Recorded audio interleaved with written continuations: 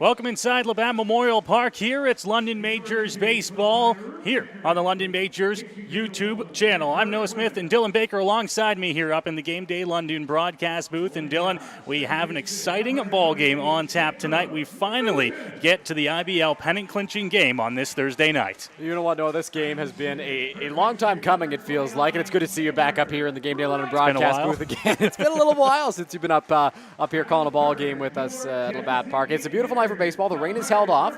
We've got overcast skies, but it's looking pretty good for the moment, and there have been so many rainouts this week that have pushed this game further and further back. I'm so glad that we're finally getting a chance to watch the two top teams in the Intercounty Baseball League face off for the pennant. Dylan, this was something that we knew was a possibility in the final week, 2 weeks, even 3 weeks in the regular season with how close the Welland Jackfish, the Guelph Royals, and the London Majors were in the standings. This game was always a possibility, but as we got closer, you start playing out all the scenarios in your head, and we end up here, the Guelph Royals in London to take on the London Majors and the pennant on the line. You and I talked about it before last weekend. We said the Majors control their own destiny. If they won both last weekend, first place was theirs. They got sole possession of it, but they could not beat Claudio Custodio, who had a terrific game on Friday for the Guelph Royals, and that led to a tie for first place. It wasn't just a tie between two teams, it was a three-way tie for first place in the IBL, leading to the Welland Jackfish, finishing in third place based on math and tie-breaking procedures. The Guelph Royals and London Majors finishing tied for that top spot, so they are here today for this tiebreaker pennant clinching game.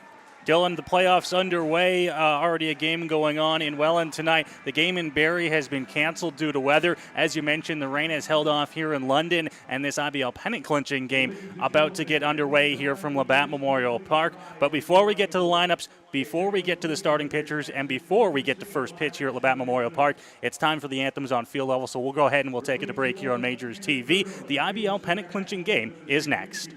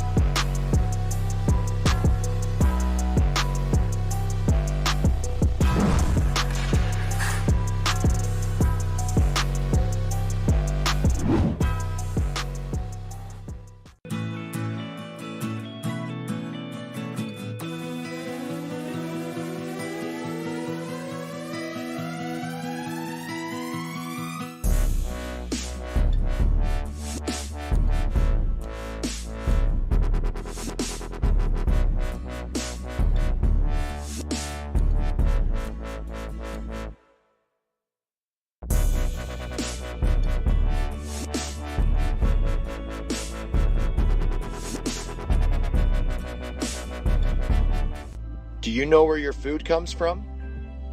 Like where it really comes from?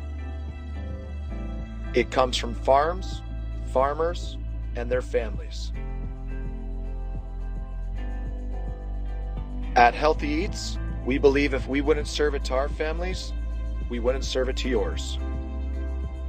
From farm to folks, we do things the way they're meant to be.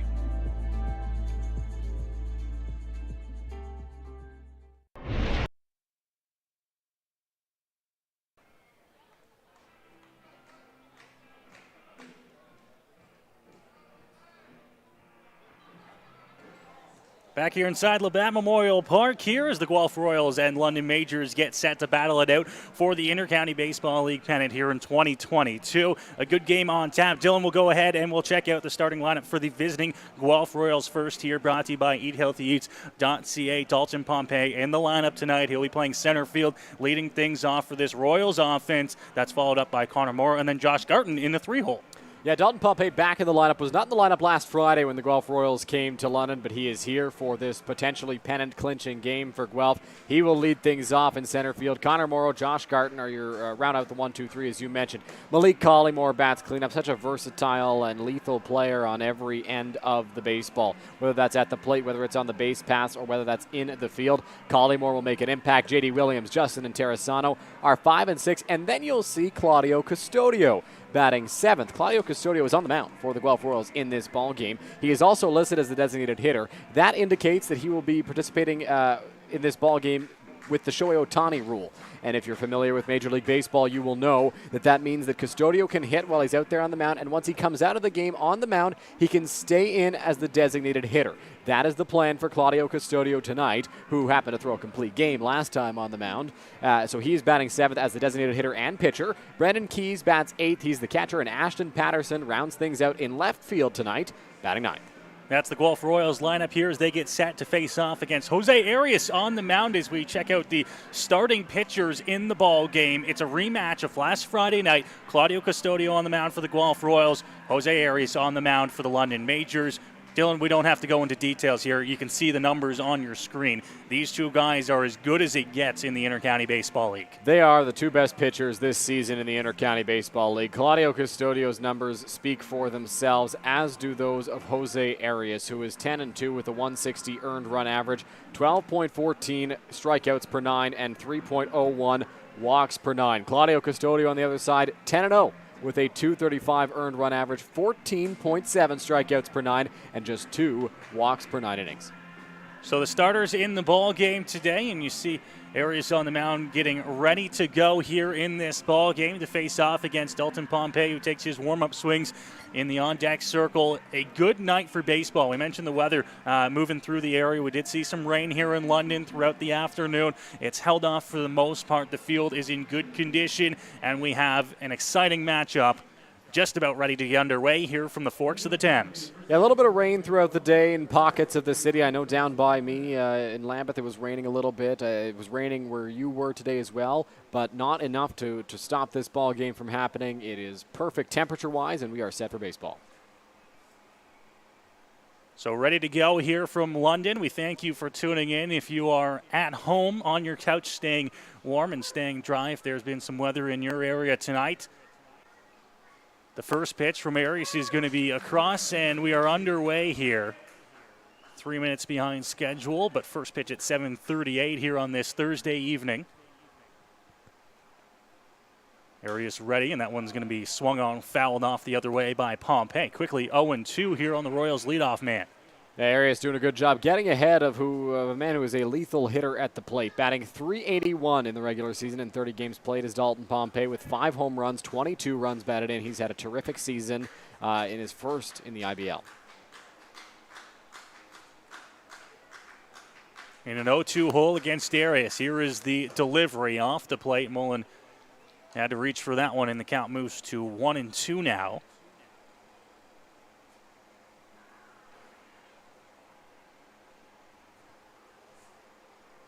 Ready and into his set once more here. The big leg kick from the righty to the plate inside to Pompey. 2 balls and 2 strikes now. Dalton Pompey, a professional hitter, not a guy who's going to get cheated very often. He does not strike out very much. In his last 3-4 games, he has not struck out once. That was against Kitchener, Brantford twice, and then Hamilton. He doesn't strike out very much. Patient guy, knows when to swing and when not to. 2-2. Just missing low. Good eye by Pompey, and he moves the count to full now to lead off this ball game. Went from 0-2 to a full count. That just speaks to Pompey's abilities at the plate. He knows the strike zone very well, and it kind of helps that he's a professional hitter, a guy who played in Major League Baseball, because when you see him take a borderline pitch, you think, okay, that's probably a ball, and as the home plate umpire, more often than not, you won't call it. 3-2 pitch, fouled off, out of play down the third base line. We'll redo the 3-2 pitch. Sorry, go ahead, Dylan. Speaking of umpires, Chris Walters is behind the plate. Jamie Killingsworth is at third base, and Jeff Rose is at first. Walters, the crew chief in the ball game. Arias ready again here as he grabs his sign from Mullen. Mullen moves to set up on the inside part of the plate. Pitch hit on the ground, second base. Couple of hops, and the strong throw is going to be in time to get Dalton Pompey for the first out of the ball game. Made Arias work a little bit there, but Arias gets the first out. Good play by Jacob Newton over at second base, a guy who has really come into his own at second base this season. Right there, you can charge that baseball and make it more difficult for yourself, or you can wait back on it. He knows that Pompey has speed, but he still waited back, made the play, and fired a good throw over to Byron Reichstein at first base to get the first out. Just the way the Majors wanted to start the ball game as Dalton Pompey is retired. First pitch going to miss outside.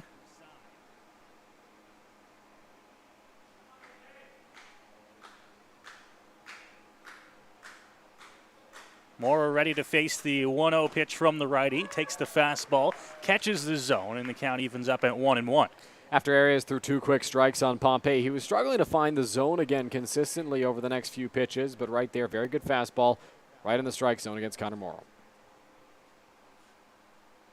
1-1, taken on the inside part of the plate, and the Royals shortstop moves it to a 2-1 count. Overcast evening here at Labatt Park in London tonight. The wind blowing slightly from right to left field. Foul pole here. Shouldn't play too big of a factor, but we'll keep an eye on it as the evening progresses. The fastball on 2-1 catches the outside corner, and Arias has evened up the count at 2-2. Good pitch right there, finding the outside corner. Tried to hit the inside corner against Morrow. Didn't get the call from Chris Walters behind the plate, but right there, still painting the outside.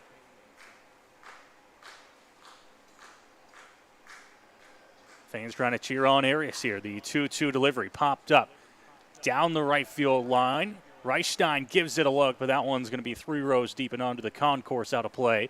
A foul ball, and we'll redo the 2-2 count. Good pursuit there from Newton, Joseph, and Reichstein, but that was going to be a really, really tough play to make, and nobody could make it, obviously, down that first base line in foul territory. A lot of foul territory at Labatt Park, a lot of distance to run down, and nobody can make the play.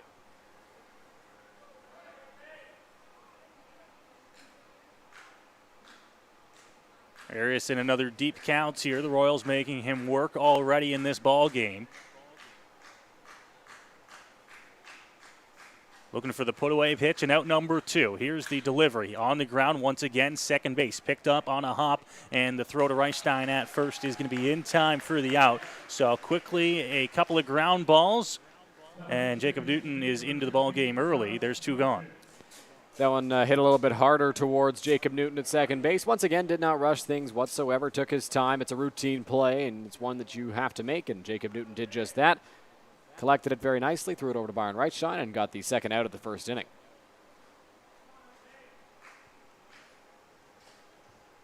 That'll bring up Josh Garton here with 2 gone in the inning. Arias doing a good job at keeping the ball on the ground so far to start this top half of the first.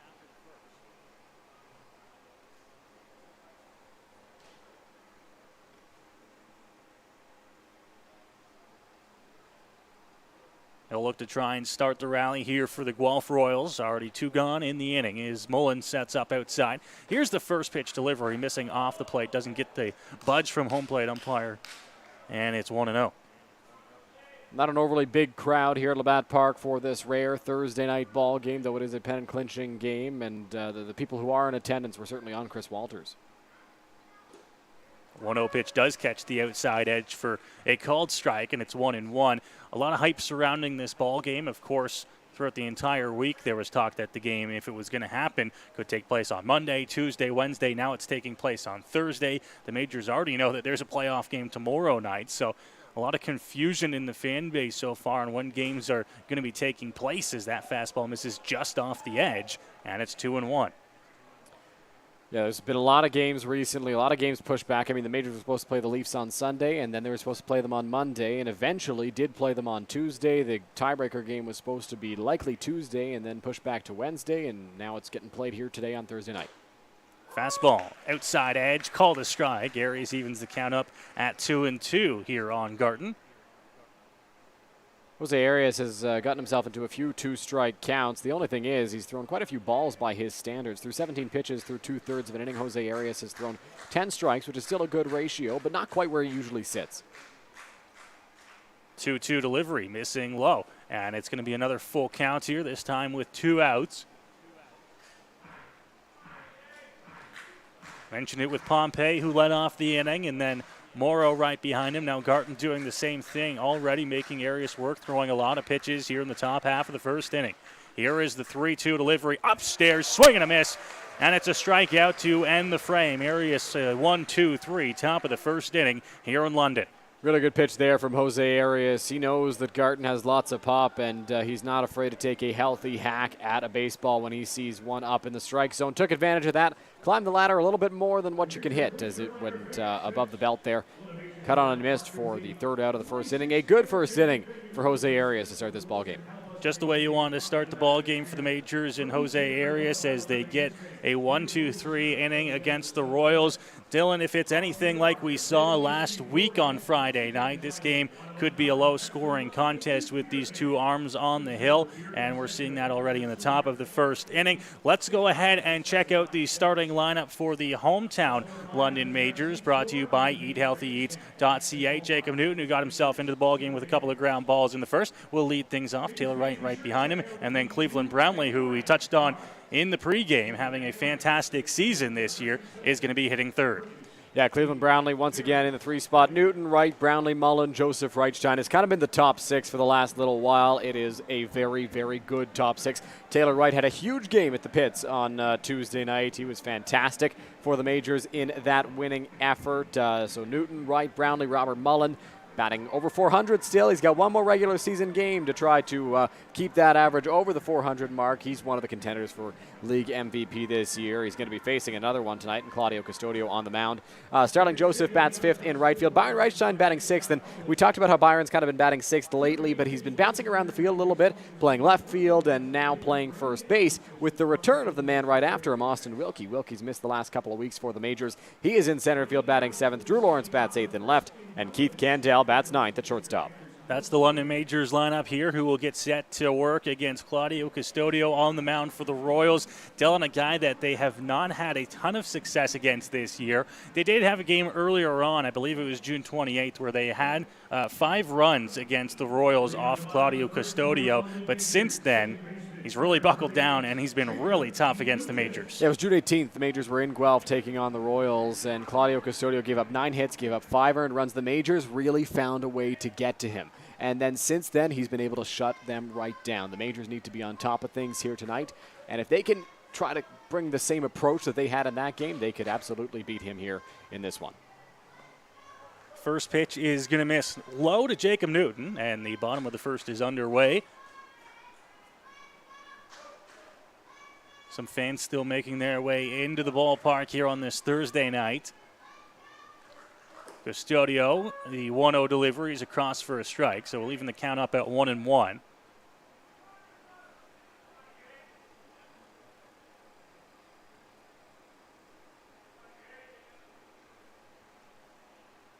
Set on the mound and ready into his delivery. A swing and a foul ball at the plate. Newton right into his feet there, and the count now 1-2.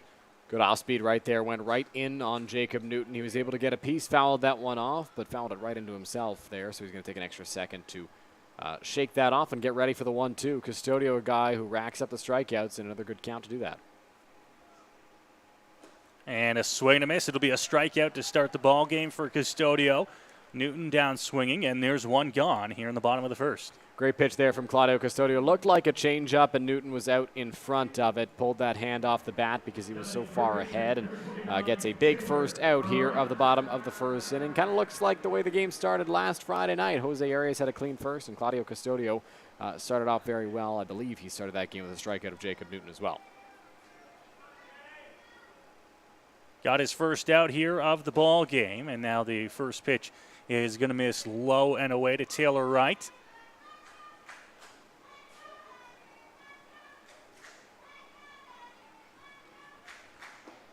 One-0 delivery, missing as well, so falls behind Wright 2-0. Last Friday night, the Majors could only manage 3 hits against Claudio Custodio. 2-0 delivery, Wright back up the middle, dive, and it's going to be off the glove and into center field. Taylor Wright doesn't waste too much time here, and in the bottom of the first inning, he's going to be aboard with 1 gone on the single off the glove. So last week, the Majors were being no hit deep into that ballgame. I believe it was a perfect game as well that Claudio Custodio had going. This time, the Majors get into the hit column early. Bottom of the first, Taylor Wright smokes one right back up the middle. Was in a hitter's count 2-0, and Custodio threw him an off-speed pitch. Wright smoked it right back up the gut and got on base. So Cleveland Brownlee now will come to the plate with one gone in the inning, and he's got a man aboard here after the single by Taylor Wright. First pitch, a fastball on the outside edge to Brownlee. Takes a quick glance back at Chris Walters and lets him know where he thought the edge of the zone was. Looked pretty good from up here, 0-1. Custodio checks, now delivers. Brownlee, a big cut at that one, fouls it off, and it's going to make its way out of play over top of the Royals dugout into the seats. Custodio quickly ahead of Cleveland Brownlee 0-2. Custodio, a guy who has pitched in the Intercounty Baseball League before this season, kind of knows how to attack Cleveland. And in speaking to Cleveland before the game on the field, he knows that he's got a few hits against Custodio, but there are a significant amount of strikeouts that go with that in this matchup. Has him in an 0-2 hole. And they'll check down. They'll say that Cleve went around. And it's going to be a strikeout, 3 straight pitches on Brownlee, and there's 2 gone. Cleveland Brownlee talking to Chris Walters. I think he's saying, did you think I went? Because I didn't think I went. And I think he's asking why he granted the appeal. But Cleveland will be dissatisfied with the decision of Chris Walters, the home plate umpire, and will head back to the dugout. So there are 2 away now. Taylor Wright still stands over at first base. I was a little surprised the Majors didn't employ the hit and run. I thought maybe they would in that spot with Brownlee at the plate, but Cleveland a bit of a swing and miss guy at times, so not often you'll see a guy get put in motion. Might not have been a bad spot because you're going to have to try to push runs across with small ball. Against Custodio, home runs are going to be hard to come by. The thing with the hit and run, and the Majors know it well, they employ the hit and run fairly often throughout the season, is now off and going. The throw down is going to be into center field, and thinking about it, but holding off is Taylor Wright at second base. It'll just be a stolen base. Moving up into scoring position with Robert Mullen at the plate. And that looked like it was a hit and run. Wright was off on the pitch. Mullen came up empty on the swing. Mullen, a guy who is very much a player who puts the ball in play quite often. He makes a lot of contact. Not a bad guy to do a hit and run with. And that throw into center field, good deke move by Connor Morrow, kept Taylor Wright to second base. Pitch outside and in the dirt. Blocked up there. I was mentioning when Cleveland Brownlee was up and we talked about the hit and run, it's something that you have to employ fairly early in the count. Cleve got behind 0-1, and then after that, you're kind of tied with your hands, right? You don't want to employ a hit and run when you're too far down in the count. As now this one's going to miss outside to Mullen and move the count to 2-1.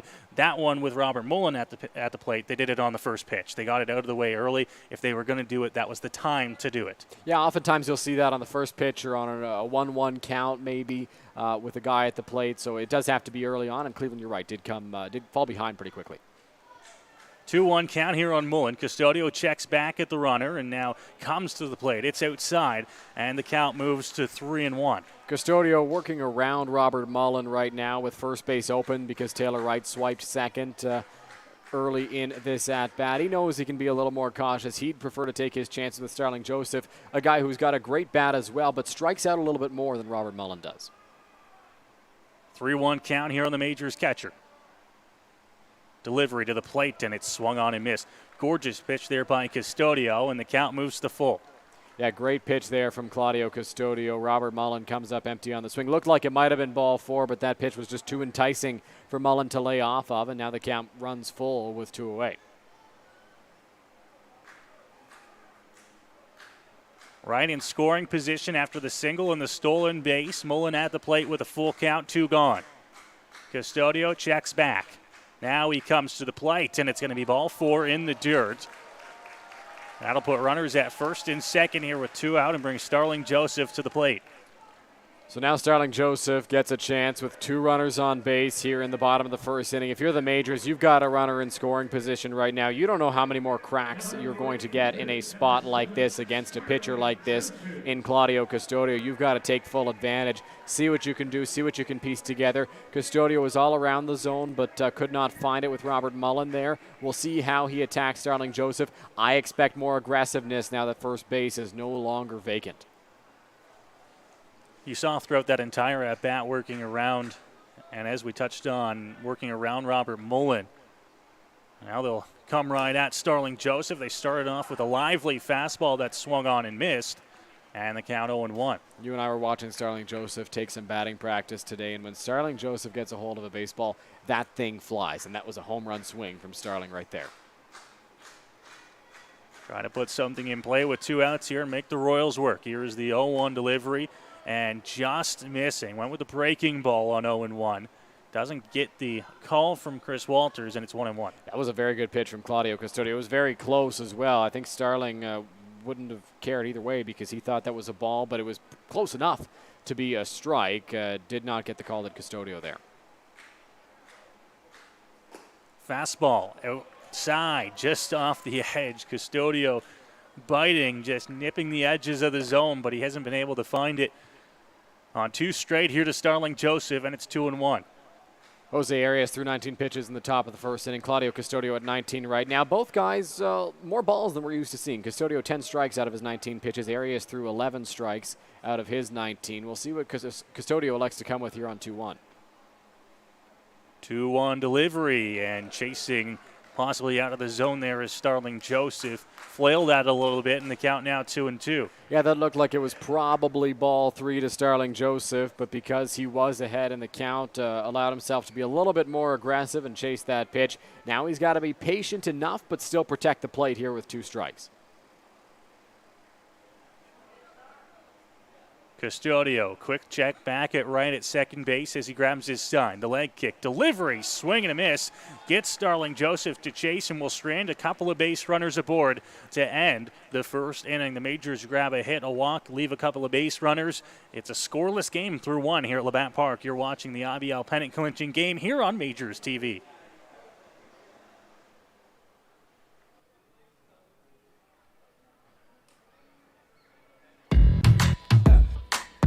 My name's Tiffany Creasy, and I take care of the sales and marketing at Rickard Promotions and Recognition. Some of the things that we do at Rickard Promotions and Recognition is we bring your brand to life.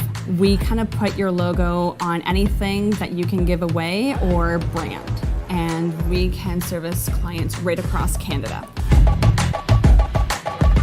At Rickard Promotions and Recognition, we can take care of your designing of your logo for any artwork that you need done for the branding. And a lot of people don't realize we can do that here. We also have our in-house production that we take care of your order from start to finish right here at our one location. So with keeping everything in-house from graphic design to in-house production, we're able to get you your order a lot quicker with faster turnaround time. We'll help gather your ideas together, give you some options to kind of narrow down the search for you, whether it be from your apparel to promotional products. And from there, we'll get your mock-ups done, proofs done, order done, and the quality control is right there all along the way for you.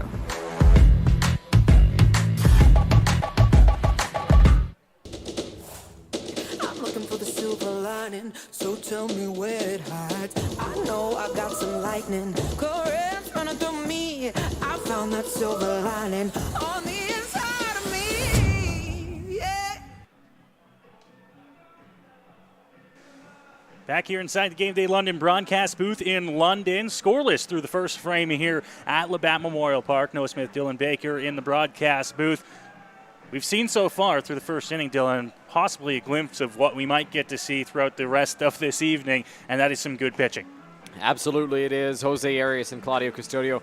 2 good first innings. Custodio allowed a couple of base runners, but he was able to wiggle his way out of it just as he has been for most of this season via the strikeout. Got the strikeout of Starling Joseph to end the bottom of the first. Arias had to work a little harder than I'm sure he would have liked in that first inning, but still got through it 1, 2, 3, getting a couple ground balls to Jacob Newton, and then getting a strikeout of Josh Garton to finish off the top of the first.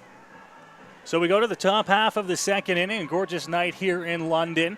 We mentioned the crowd not quite as big as maybe we were expecting it to be for an IBL pennant clinching game, but the weather this afternoon and the constant rescheduling this past week, possibly keeping some of the fans away from the gates tonight.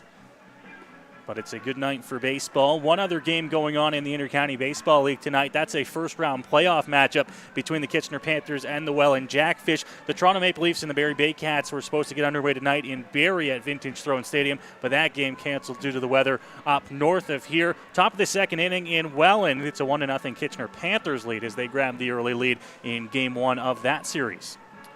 Yeah, Kitchener up right now. The Welland Jackfish offense is not one to take lightly, though, so we'll see what Welland can do as they continue in that ball game. One of the series I'm most interested to watch is that Toronto-Barrie one, and unfortunately, it's not getting going tonight at Vintage Throne Stadium in Barrie because of the rain. The 4-5 matchups are always among the best in the first round, and I really think it could go either way between the Leafs and the Baycats. Yeah, that's going to be a good series for sure between the Barrie Bay Cats and the Toronto Maple Leafs. Canceled game 1 tonight, and I believe I saw online that the updated schedule will have them playing Friday, Saturday, and Sunday. Friday night, and then 2 afternoon games on Saturday and Sunday for their first 3 games of the series. So they're getting underway, and they're getting underway quick in that series. Well, the first round, we see a lot of teams playing 3 straight days, 4 straight days. I know the Kitchener and Welland series, I believe, plays Thursday, Friday, Saturday, Sunday if necessary. Arias missing outside with 2 straight to begin the at-bat here and begin the top of the second inning.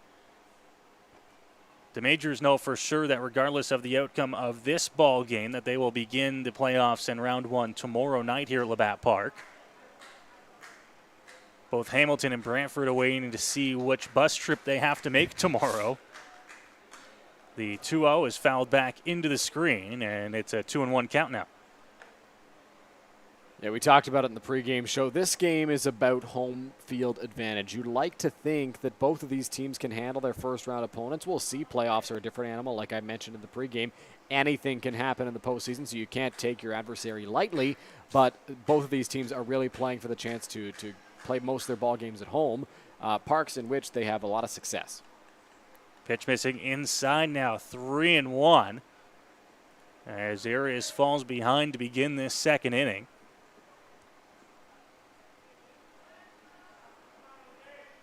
Grabs his sign for Mullen. Here is the 3-1 delivery. This one popped up sky high. Mullen gives it a chase back to the screen, but that one's going to hit off the roof of the grandstand and bounce away. A 3-2 count now. Good pitch there by Jose Arias, coming back in the count after falling behind 3-1, getting Malik Collingwood to pop that one up. I thought for a second Mullen would have had a play on it, but it came and clanked up over us here on the roof of the grandstand. So Mullen, no chance on that one. We'll see what Arias comes with on 3-2. I believe this is the 3rd full count that Arias has had to deal with so far in this ball game. That's a trend he'd like to curb as it progresses. 3-2 delivery. Hit the other way. First base and caught by Byron Reichstein on a line. And there's one gone to begin the top of the second inning. Good play by Byron Reichstein over at first base. Ranging over to his right now, Byron, of course, a natural outfielder playing first base in this ball game. He can track a line drive, and he just had to get over there quickly enough. He did just that, made the grab, and that's a quick first out for Jose Arias.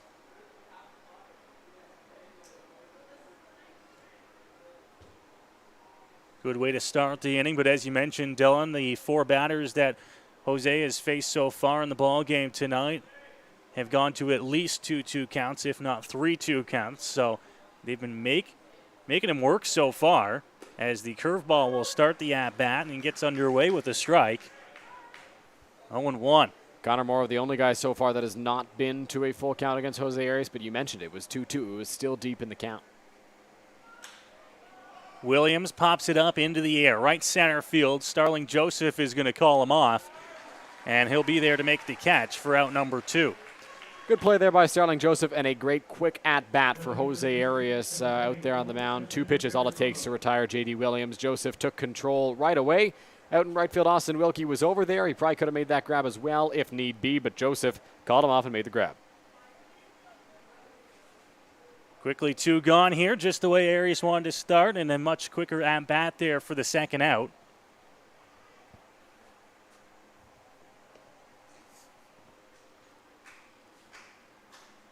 Justin Interessano now at the plate as the first pitch fastball from Jose will miss off the plate.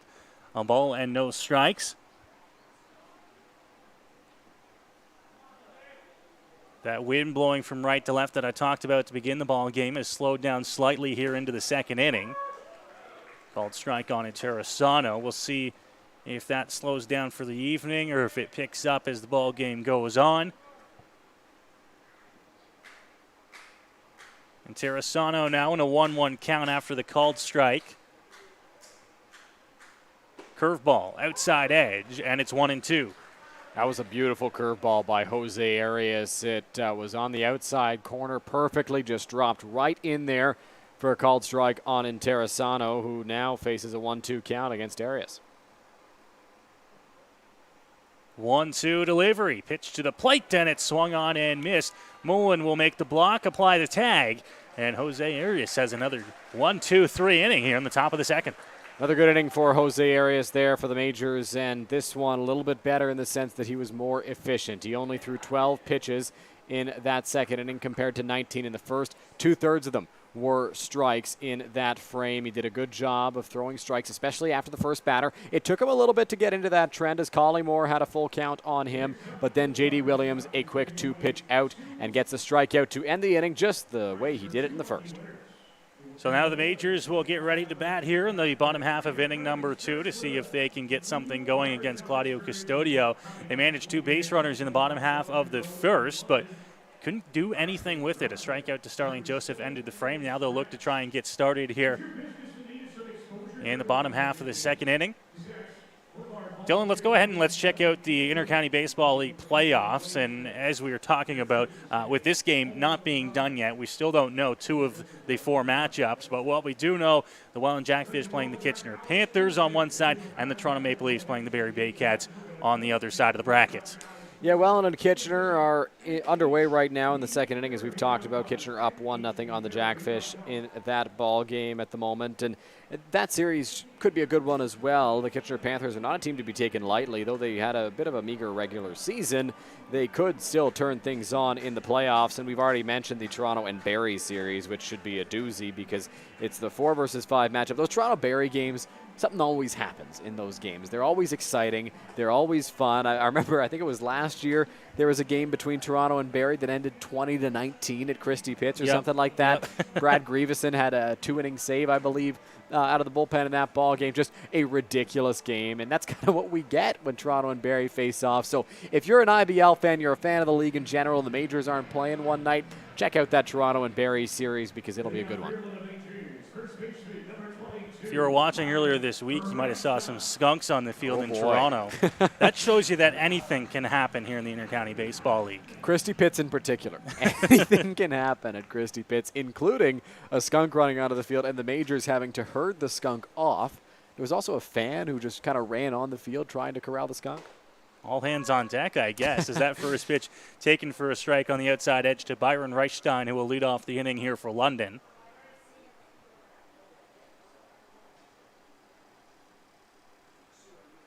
Custodio again comes to the same location, same pitch, same result. It's 0-2.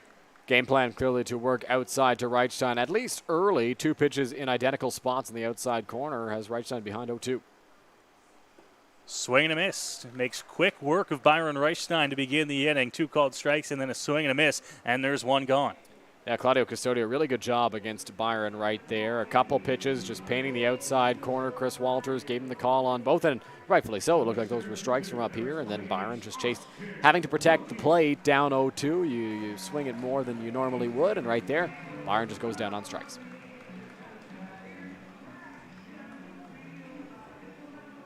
So 1 gone, and that'll bring up Austin Wilkie to the plate. They'll look to try and begin the rally here for the Majors. It was a 1-out base hit by Taylor Wright that got the bottom of the first inning started for London. We'll see if Wilkie can do the same thing here. Squared around a bunt there, but pulled back in time. Yeah, trying to spark the offense perhaps with a little bit of a bunt to start the bottom of the second inning against Custodio, but like you mentioned, pulled right back on a pitch that was low. Wilkie off the end of the bat, popped up into right field, chasing it down, and there to make the catch is J.D. Williams. There's 2 gone. Good play there by J.D. Williams on the ball that was hit in the air, kind of shallow, and him and Garten were both chasing after it. Williams was able to run that baseball down, make the play, and record the second out of the bottom of the second inning. He had a long way to run. He was kind of shaded towards right center a little bit and had to track that baseball down, eventually made the play for the second out. So Drew Lawrence now, the number 8 batter in the order for London. Batting with 2 outs here in the second.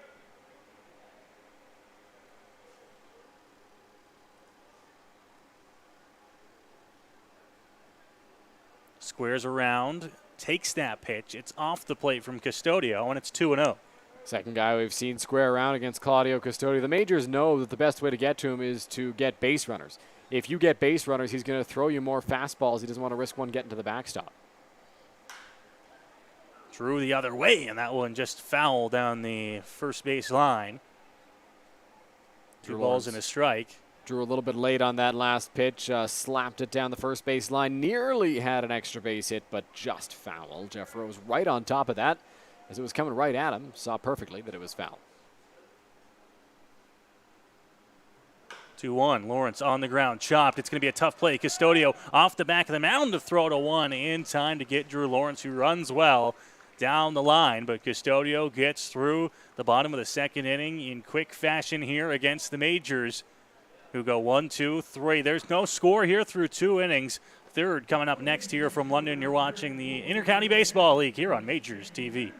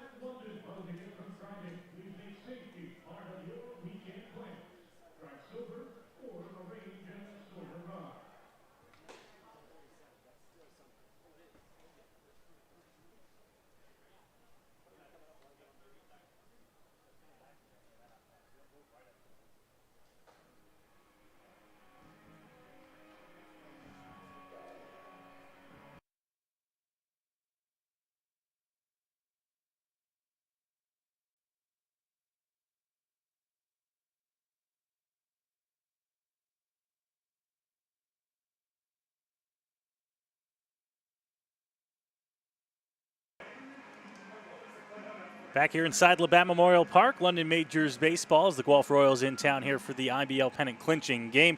2 innings of baseball complete, and there's no score. No shocker to anybody that was watching the ball game last Friday night, Dylan. It's been a good one so far. Absolutely it has, and it was a great one on Friday night last week. A pitcher's duel all throughout. Jose Arias gave up 2 runs. Really, I mean, those runs might not have scored if the defense was on top of its game in that inning. There was a ball that was missed over at first base, a ball that was dropped out in center field. So only 1 earned run charged to Jose Arias in that contest. And Claudio Custodio obviously on his game through the complete game shutout in that one. So far it's been more of that. And we've talked a lot about the matchup on the mound between the 2 pitchers. Now we get to see one of the pitchers face off against the other as Custodio steps in the box for his first at-bat. And a big, healthy cut at that first pitch fastball from Arias, and he falls behind 0-1. We talked about it in the pregame show. Custodio hitting in his own place in the order when he does leave the ball game. If he does leave the ball game, the designated hitter will stay in place, and he'll continue to swing the bat. As that one is a curveball called on the outside edge for a strike, 0-2. Now, in case you're unaware, Claudio Custodio was originally signed into professional baseball as a shortstop by the New York Yankees. He threw a little bit more and then pitched for the Barrie Baycats in the IBL, made a comeback into pro ball, and is back in the IBL now. Swings right through that one, and he's down on strikes, 1, 2, 3. And it's a quick out number 1 here for Arias on the hill in the top of the 3rd inning. Yeah, Jose Arias made quick work of his counterpart on the mound right there. Got ahead of him as Custodio took a big hack on a pitch that kind of jammed him and tied him up a little bit. Came up empty on the swing and then got a curveball across on the outside corner and gets strike 3 swinging. So 3 pitches and a quick out for Jose Arias to start the frame.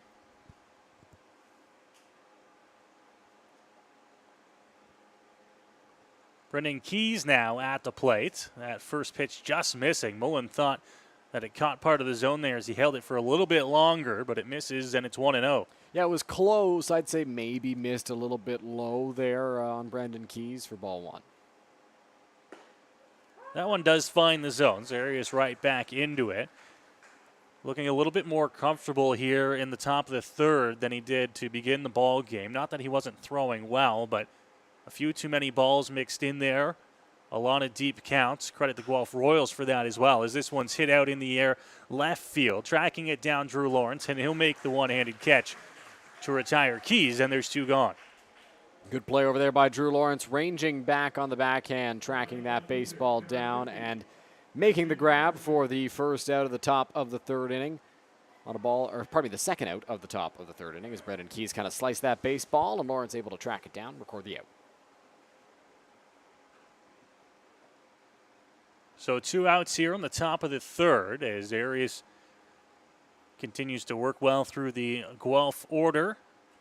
And now it's the number 9 hitter, Ashton Patterson, at the plate. That first pitch called a strike on the inside edge, and he gets ahead 0-1. Ashton Patterson, if it wasn't for Claudio Custodio throwing a complete game shutout, was probably one of the MVPs of the game last Friday night. He made a great catch in center field to rob Byron Reichstein and went 1 for 2 with an RBI. Off the end of the bat, down the line, and this one is going to drop in the Majors bullpen. A foul ball. Lawrence was chasing that one down, probably the closest Major to making that catch, but it'll be a foul ball, and the count moves to 0-2 here on Patterson.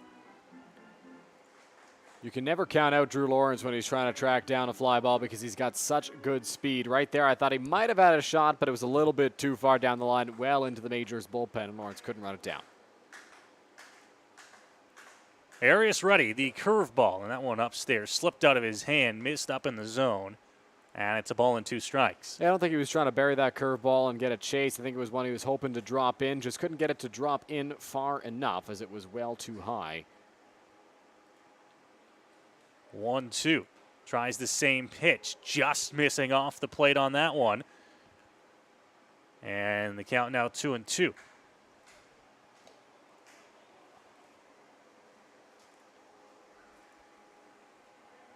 Nine hitter in the order. You get up 0-2 on him, Dylan. You go back to the breaking ball twice. We'll see what they go with here on 2-2. Fastball missing well outside, and it's now 3-2. It came with a fastball right there on Ashton Patterson. It was a good one just off the plate, and Patterson did not chase. Patterson drew a couple of walks in the game last Friday as well. He's not a guy who gets cheated up at the plate. He will wait for his pitch. Looking to try and kickstart the Royals inning here with 2 gone, and just off the plate. It misses outside. Patterson takes the walk, and he's aboard with 2 gone. Jose Arias visibly upset out there on the mound. He is not happy with that call from Chris Walters. Looked like it might have been a little bit off the plate, but in that spot, number 9 hitter at the plate, 2 outs. Arias has been one of the better pitchers in the IBL this season. He kind of expects that call at this point and did not get it from the home plate umpire, so he took a long walk after that one after showing more emotion than we're used to seeing from him. He's usually pretty stoic out there on the mound. Not in that case as Patterson draws the walk.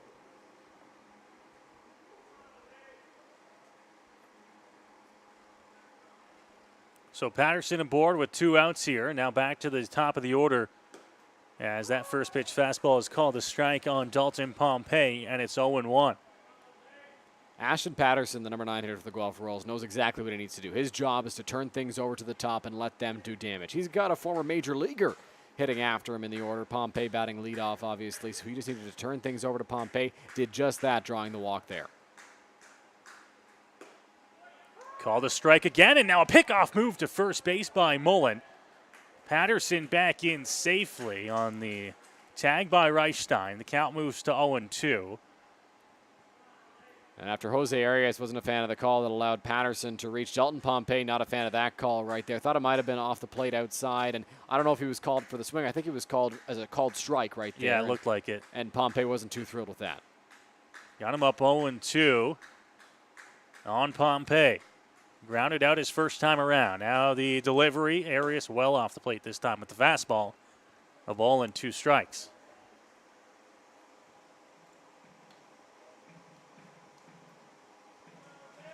Patterson not a huge threat to run here against the Majors, and Arias stole just 4 bases this regular season. Doesn't steal a lot of bags, but he does have great speed out there. He's very good at tracking baseballs down in the outfield. And he's going to go right on cue. Curveball, throw down, and he's in safely with a stolen base. Up into scoring position on a pitch that missed off the plate. And the count now at 2-2 on Dalton Pompey. Yeah, Patterson right there shows off his wheels. We know he can fly as he swiped second base and gets himself into scoring position with 2 away for Dalton Pompey. Good jump for Patterson there, and a tough pitch for Robert Mullen to throw on. It was a breaking ball in the dirt. Those aren't easy to get turned around quickly enough to fire it down to second and get the out. Arias still looking for the put-away pitch here on Pompey. 2-2, and the delivery just missing. Pompey, as they appeal down to the second base umpire. He doesn't go around. Count is now full. Hey-o. Just got to look at us up here in the broadcast booth. Pompey now has worked the count back to full, and we'll see what Arias comes with here on 3-2. Another big spot, another full count for Jose Arias. Patterson had a full count walk, and Pompey is going to be looking to at least get on base here and keep the line moving with 2 out. Mullen sets up on the outside edge of the plate. Here is the 3-2 delivery. Pompey fouls it off and stays alive. Good pitch there from Jose Arias. Sure, he didn't get it out. It was a foul ball. Pompey able to spoil it, but it was on the outside corner, maybe just far enough off that Pompey couldn't slap it the other way. He was able to get a piece, but Arias will stay in this at-bat after executing a terrific pitch to Dalton Pompey right there.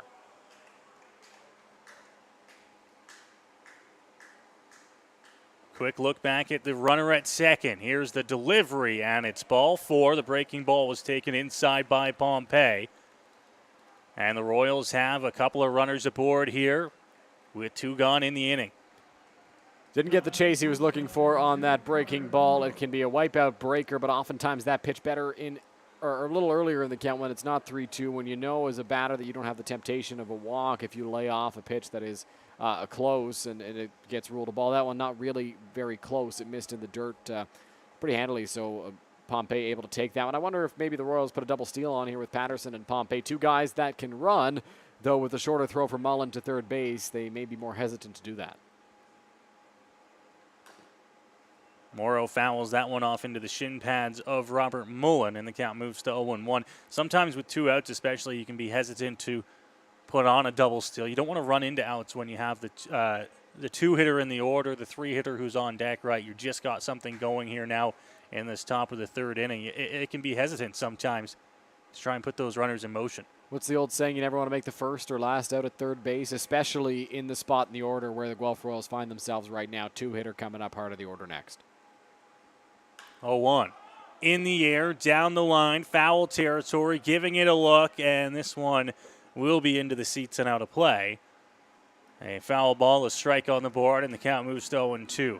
Taylor Wright was there if that ball stayed in play, but it was too far into the crowd and winds up being a foul ball a couple rows deep here at Labatt Park. So Arias now well ahead of Morrow, too. Let's see if he can put him away.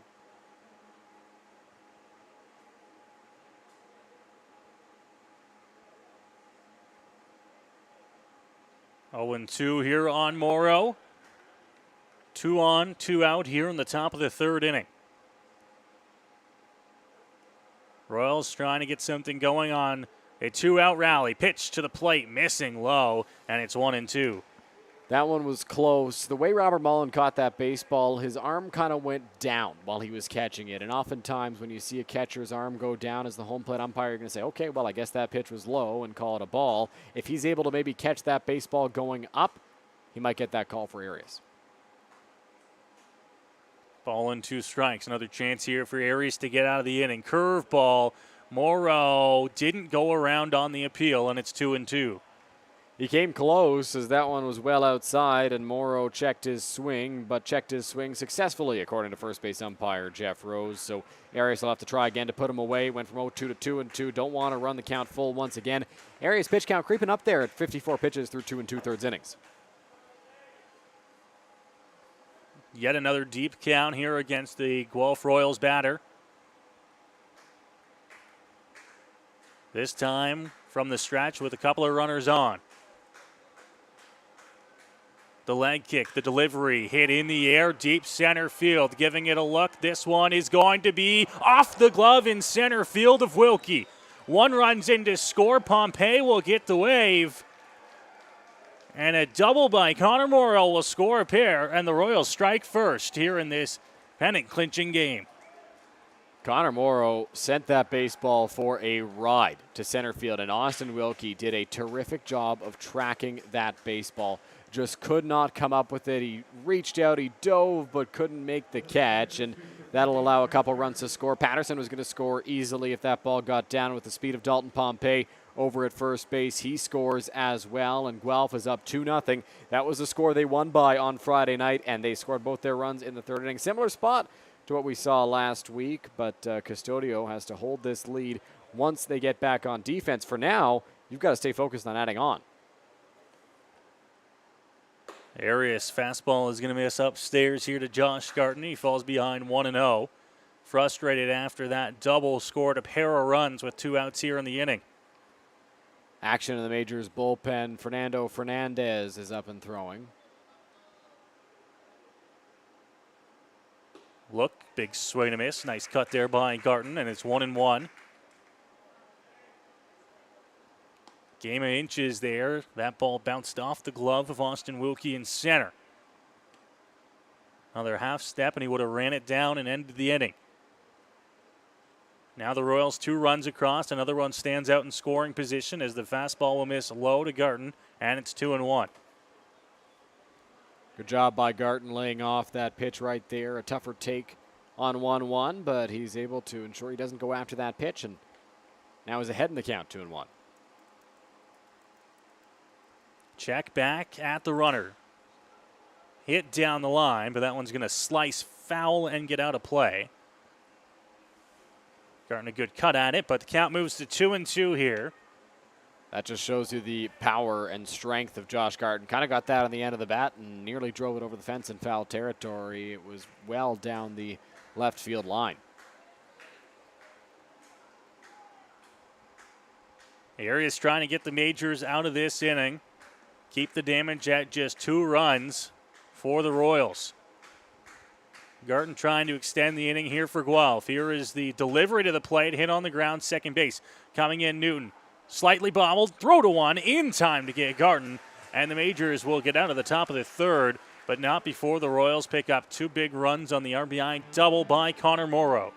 Good play over there at second base by Jacob Newton to make that grab and throw it over to first base. Took a bit of a funny hop on him, but he was able to make the grab and throw it over to Byron Reichstein to record the final out of that inning, and huge couple of runs there for the Guelph Royals in that frame. Could be the difference in this ball game where both pitchers are rolling. And we'll take this time to remind you to follow the Majors on social media at London Majors, on TikTok, on Twitter, on Instagram, on Facebook. You're watching right here on YouTube, and we remind you to subscribe. Yes, hit that subscribe button, Dylan. I believe one of the last times that we were in the broadcast booth, what were we looking for? 850? Was 800. 800. Is that what it was? We've grown already. We're now just a few subscribers away, and when I say a few, I believe we're looking for 24 subscribers to hit that 900 mark. Can we do it tonight? I don't know. That might be a far stretch, but I believe in our viewers watching tonight that we could hit that tonight. So if you are watching, if you've enjoyed the coverage, the way to thank us is by hitting that subscribe button and let us know that you are enjoying our coverage here of the Intercounty Baseball League. Now, Noah, the past 2 times we've done something looking for subscribers. We were looking for 700 subscribers, and we gave the people a thumbs up. This time we gave them, last time I should say, we gave them a high five. Big old high five on camera is what we did. Yeah, so we gave them a high five on camera. What is the plan if we reach 900 tonight? Put me on the spot here. We didn't come up with a plan. No, we didn't. But this is where we come up with the plan. Exactly. We need a good reward. 900 is a big number. It is. That's huge. Bigger than 800, some would say. Some would, yes. So I don't know. I think we might do a double high five, right? Double high we'd five? have to double Oh, high boy. five. Double high five followed by a thumbs up. If we the give viewers need to see it. If we give them a double high five now, what do we give them for 1,000? We ought to start handing out cash, I guess. No way. We gotta pour some into next year's budget, right? So, yeah, we'll figure something out for Majors fans. So make sure you hit that subscribe button and let us know where you're watching from tonight. We like to hear and see where our viewers are watching from around North America, sometimes overseas as well. Keith Candell leading off the bottom of the third inning here for the Majors. It's 9-1-2 here in the third inning for London. Outside, now 1-1 here on Candell. The Majors working from behind in the ball game now after 2 runs across the plate for the Guelph Royals in the top half of the inning. 1-1 delivery from Custodio. Swinging a miss by Candell, and it's 1-2. Majors would love to respond right here in this inning. They've got a chance to do that with Candell leading off and turning things over to the top of the order, but he's behind quickly, 1-2 on Custodio. And a swing and a miss. Candell is down on strikes for the first out of the inning. Good pitch there from Custodio once again. That one just off the plate outside. Got the chase he was looking for from Keith Candell and will set him down for the first out of the bottom of the third inning. Back to the top of the majors order and Jacob Newton. After the strikeout of Candell for the first out of the inning. Fernando Fernandez continues to warm in the London Majors bullpen. As that first pitch is a breaking ball called to strike on Newton, 0-1. Wonder if we'll see Fernando next inning or if they're going to let Arias out there for the fourth and maybe switch things up after that. Custodio still rolling here for the Royals.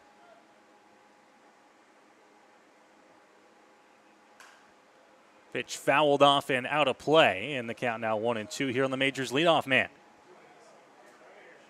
Another good pitch there on Jacob Newton. He was able to leave the last one off the plate right there, goes after it, fouls it off. Swing and a miss. Newton is down on strikes, back-to-back strikeouts here to begin the inning for Claudio Custodio, and there are two gone. Similar pitch to what was working against Jacob Newton in the first inning in his first at-bat. That breaking ball that kind of goes towards Newton at the plate is such a good pitch for Custodio, and it seems to be one that Newton can't really lay off at the plate. Right there, goes after it and strikes out for the second out of the third.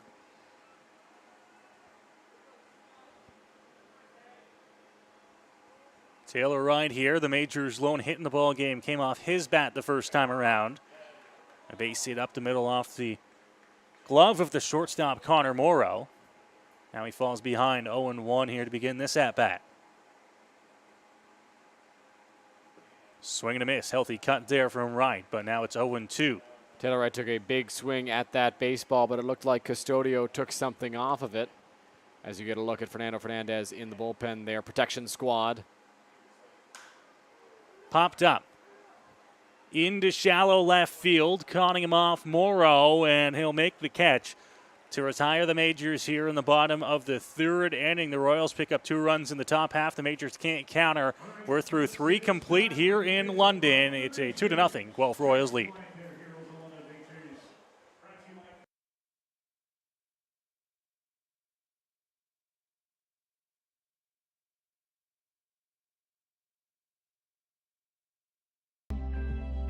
Like where it really comes from?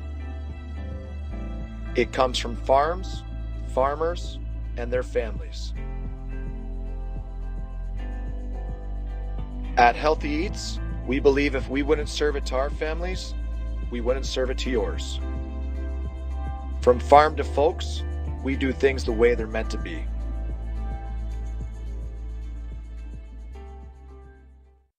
Here we go. Believe me, you've never heard a talk show like this. I'm sleeping with Joe Carter. By the way, Joe did not touch them all. Yeah, I have to say, like, your voice is fantastic. Meet Smitty. Listen, I'm the brains here. And Mitty. And I'm the good-looking funny one. This is the Smitty Mitty Show.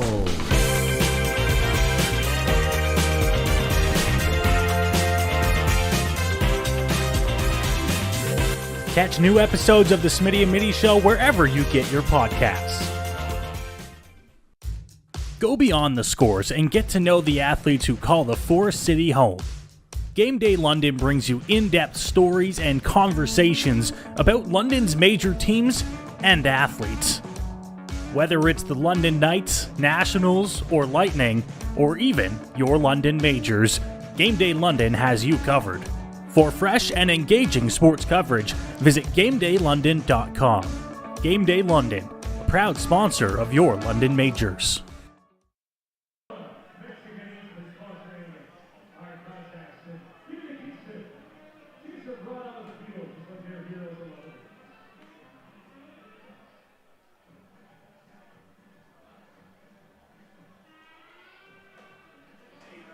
Back inside the Game Day London broadcast booth here in London, and the Majors are indeed making a pitching change early here in this ball game. 3 innings is all that Jose Arias will get on the mound, and Fernando Fernandez will take over. The left-hander we saw warming up the last inning will come in here to start the top half of the 4th for the London Majors. Take another quick look here at the out-of-town scoreboard. One other game going on. Game 1 in the Intercounty Baseball League quarterfinals between the Kitchener Panthers and the Welland Jackfish.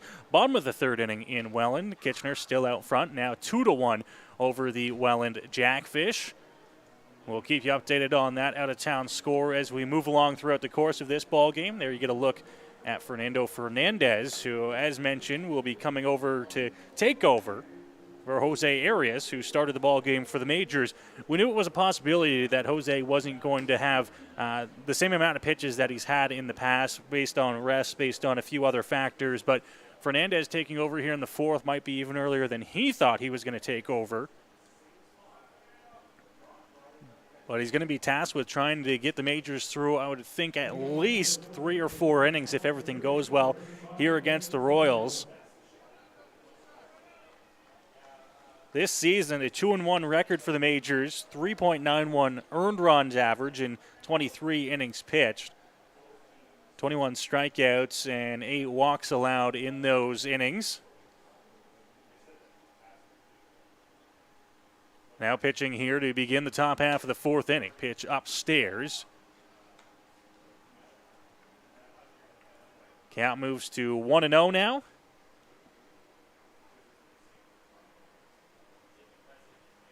Look from Fernando now to the plate. And they'll appeal down. They say that he did go around on the swing.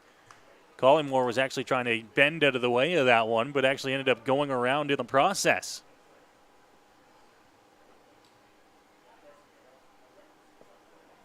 One and one count now here on Malik Collymore. Pitch outside corner, called a strike by Fernandez. And it's now 2-1. Or 1-2, pardon me.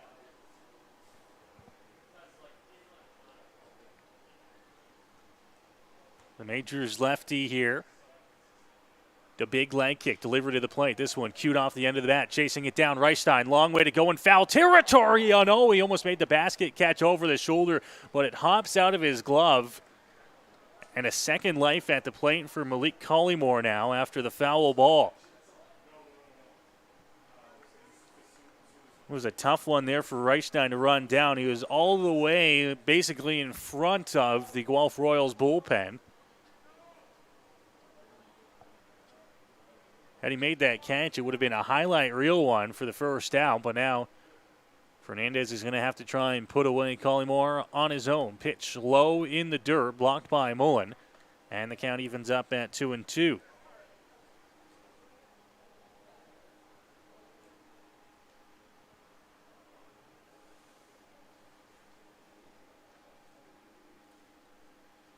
To the plate, another one off the end of the bat, down the right field line. Trouble, couple players converging, and there to make the catch is Jacob Newton, just on the foul line there. He had to go a long way. Starling Joseph, Byron Reichstein, both of them chasing after that ball down the line.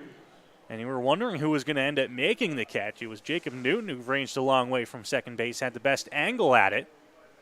And Collymore is retired for the first out here in the top half of the fourth inning.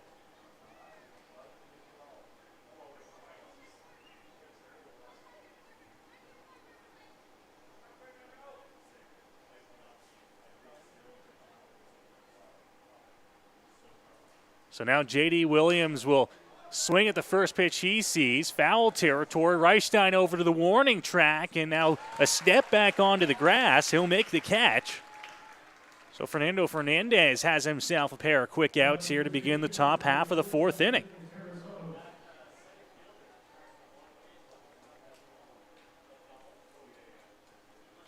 Two gone here is now Justin Terrasano will make his way to the plate.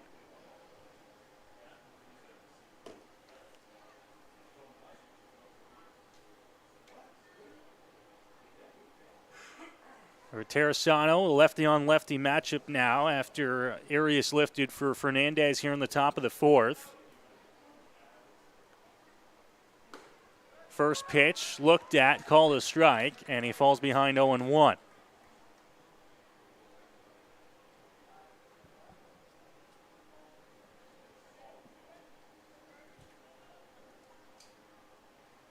Fernandez now, another delivery. Good, healthy cut, but that one's ripped foul by Terrasano. And it's now quickly 0-2 here on the big left-handed hitter for the Royals. Good job by Fernando Fernandez so far to come right after the batters he's had to face. 7 strikes out of his 9 pitches up to this point, and ahead 0-2 well in front of Justin Terrasano. 0-2. Off the end of the bat, shallow right field, coming on Starling Joseph, and on the run makes the catch. To retire the side, Fernando Fernandez out of the bullpen has himself a quick 1-2-3 inning in the top of the 4th, and the Majors will head to the bats here, trailing by a score of 2-0. That's exactly what Fernando Fernandez will do to you when he's out there on the mound. He's not a guy who's going to rack up the strikeouts like an Arias, like a Boone, like a Custodio. He's going to make a lot of weak contact, or he's going to induce a lot of weak contact, I should say, and do exactly what he did in this inning, getting 3 outs on pop flies.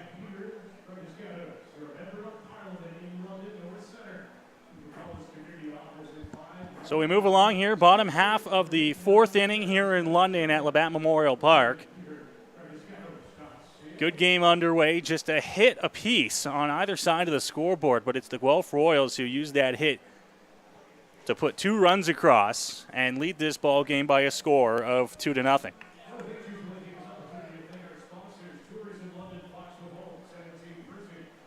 Guelph used that big third to get on the board in this contest, and with Custodio on the mound pitching the way he is, that might be all it takes in this ball game.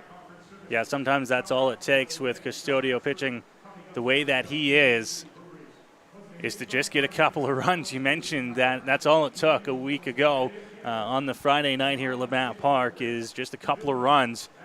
Custodio, if he's dealing the way he is, the Majors are going to have to be creative here to try and find ways to not only get on base but bring him in. I think that's the idea for the Majors right now. I mean, we saw earlier in the ball game, Drew Lawrence and Austin Wilkie both squared around to bunt, just trying to get on base, trying to make him throw as many hittable pitches as you can. And when he's got guys on base, he relies more on the fastball. And so the Majors are going to try to get base runners any way they can. And whether that's the bunt, whether that's, trying to be as patient as possible to maybe draw a walk. They need to get guys on base because long balls don't often happen against Custodio. You've got to hit the baseball around. You've got to get on wherever you can. Cleveland Brownlee will be tasked with leading things off here for the Majors in the bottom half of the 4th inning.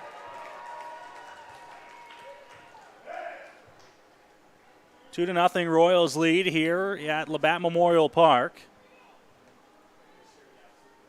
Cleveland, his last time around, Dylan, got called out on strikes. He didn't like the call. And he'll swing right through that first pitch off speed, and it's 0-1. Yeah, Cleveland wasn't happy, and I wasn't too sure if he wasn't happy that Walters granted the appeal behind the plate or what he was upset about, but he was pretty visibly upset in that batter's box. Chopped, second base. Healthy hop, the throw to 1 in time. And Cleveland Brownlee retired here for the first out in the bottom of the 4th.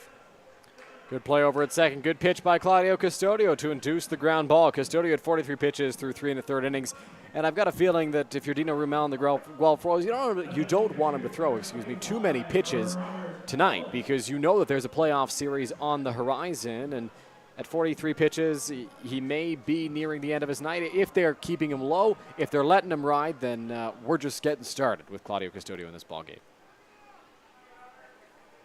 So Robert Mullen now will take his second at-bat of the ball game. First pitch to him is called a strike, and it's 0-1.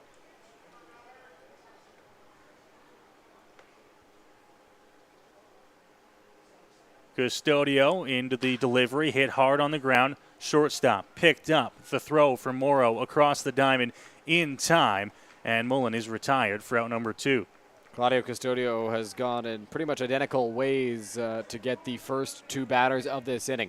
A quick strike to Cleveland Brownlee, it was swinging, to Robert Mullen, it was looking, and then induces a ground ball. Right there happens again. Mullen hit that one pretty hard over to shortstop, but right at Connor Morrow, who threw it over to first base pretty quickly to record the second out.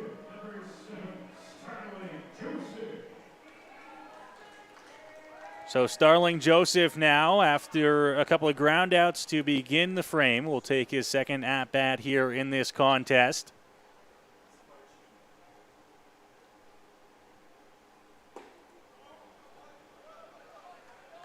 1-0 on him here to begin the at-bat.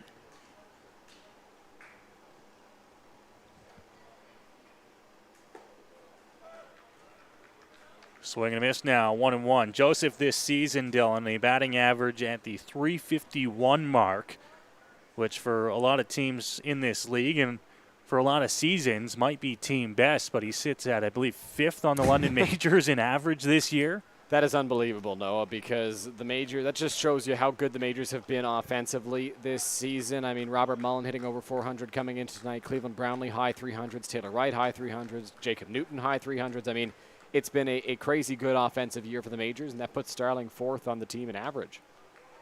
Swing and a miss, and it goes to 2-2 now, and not a small sample size either for Starling Joseph, everyday player in the lineup. His 168 at-bats on the majors this year led the team, so he's certainly getting his chances at the plate and capitalizing for a .351 batting average, but now he's in a 2-2 count here against Claudio Custodio, who's looking to set down the majors in order here in the inning.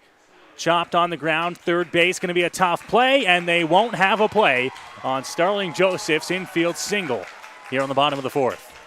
That's a tough play for the third baseman, Malik Collymore, to make. I think for a second, Collymore wondered whether he should let that baseball roll foul. He elected to go after it and play it, tried to scoop it up quickly. I don't think he was going to have a shot at Starling Joseph either way, but just got right under his glove, and Joseph was insured a base hit. Correction, I believe that's being scored an error on the Guelph Royals. Nonetheless, Starling Joseph is aboard with 2 outs here in the inning for the majors, and Byron Reichstein now at the plate. First pitch, missing low and outside, and the count 1-0 here on the majors' first baseman.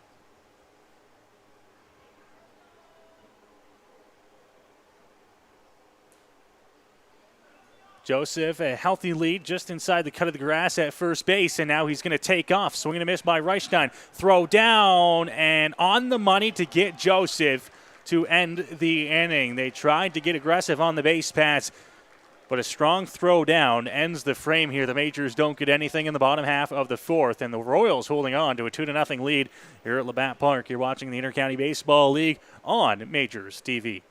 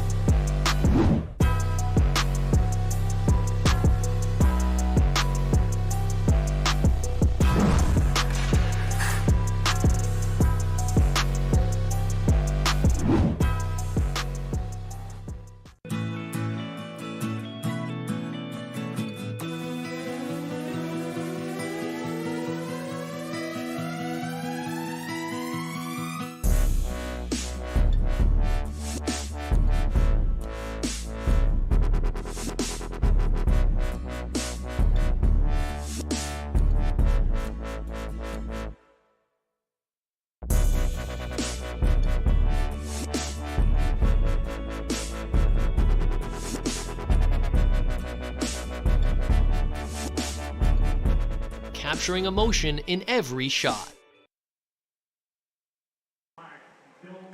Back here in the Game Day London broadcast booth as we move along, top of the 5th inning here in London.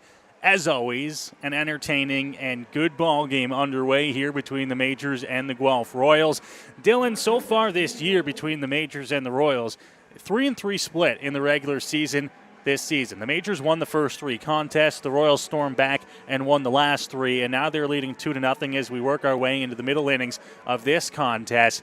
This team, these 2 teams, I should say, have been as exciting as it could be all year long. Absolutely. The matchups between these two sides have been absolutely terrific. They've been back and forth all year long. The Majors won the first 3 games against Guelph, and Guelph has won the last 3 games against the Majors. So it's been a back and forth series a little bit this season, and the Majors won the first 2, winning 6-1 in the first game, 6-2 in the next one, and then beating the Royals in extra innings, 7-6. You could tell in that extra innings game, it was the first one at Hastings Stadium for the Majors. You could tell that that one was going to be tight, and that was going to be an indication of how things went for the rest of the season between these two sides, and that has held up. Fernando Fernandez is into the ball game here for the Majors. Took over for Jose Arias, who started the ball game in the top of the fourth, had a clean top of the fourth inning, and now gets set to work in the top of the fifth. Tasked out of the bullpen here for London today with trying to hold the Royals at the 2 runs that they're at and make sure that the Majors can stay within striking distance throughout the course of this ball game. Yeah, the biggest thing for Fernando Fernandez is to try to keep the deficit where it is right now at 2-0 Guelph. It's going to be hard to overcome, but you don't want to make it even tougher on your offense by allowing a couple more runs here. Hit on the ground, tough ball to second base. Newton the throw to one, picked and in time. What an effort at second base by Jacob Newton. Comes up with the throw in time to get the runner and the big first out here in the fifth. That's a great play by Jacob Newton over at second base. Newton is so fast out there, and he got over to that baseball very, very quickly. Came up with it on a slide, threw it over to Reichstein at first in time to get the out. He's been terrific defensively ever since moving over to second base, and it feels like every game there's at least one play like that. Claudio Custodio hit that baseball pretty hard into the hole, but Newton was able to get over and record the big first out. Now this one looped over to the third baseman's head and into left field for a base hit. Lawrence will pick it up and get it in quickly, but the Royals have a man aboard here with one gone in the top of the fifth. Though that is the first base hit that Fernando Fernandez has given up in this ball game, he's kept up the trend of relatively weak contact up to this point. That one was not hit hard at all. Taylor Wright was playing in, protecting the bunt, because Brennan Keys has bunted before for base hits against the Majors this season. Wright was in, Candell at his normal position with the way that ball was sinking. Nobody was going to get there, so a perfectly placed hit for Brennan Keys. Didn't get too much over the dirt of the infield, over top of the third baseman and Taylor Wright, but like you mentioned, Dylan, because he was playing in, no shot at coming up with that one. Base hit for Brennan Keys, and now the bottom of this Royals order, who did a fantastic job at turning things over when they scored their runs, is now going to try to do so again here in the top of the fifth inning. Yeah, Ashton Patterson steps up with a runner over at first base and one out. Patterson walked in his last trip. He was behind 0-2 in that count and worked it all the way back for a walk, so we'll see what he can do here. Called a strike there on Patterson.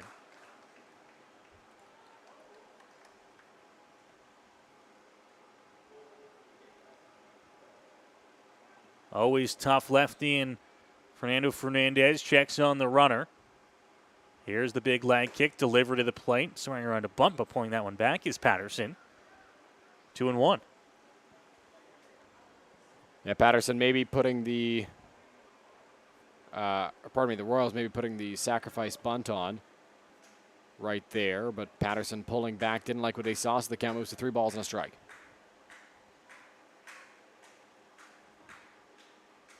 Here's a look. Delivery called a strike there on Patterson.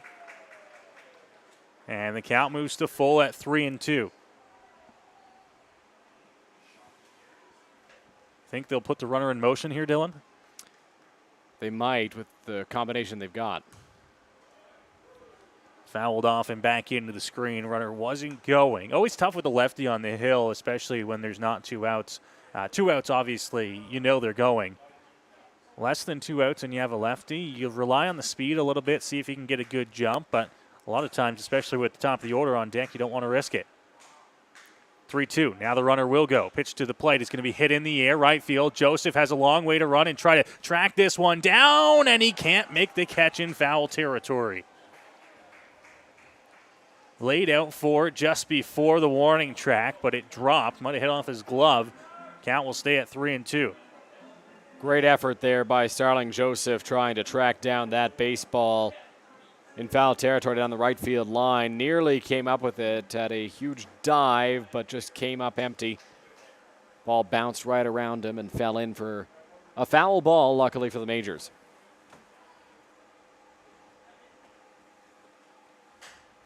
Another 3-2 count after the foul ball. One gone here in the inning, runner at first base. And now Fernandez will pick over to first. Didn't like how Keys took off the last time around, so now he's going to try to keep him close.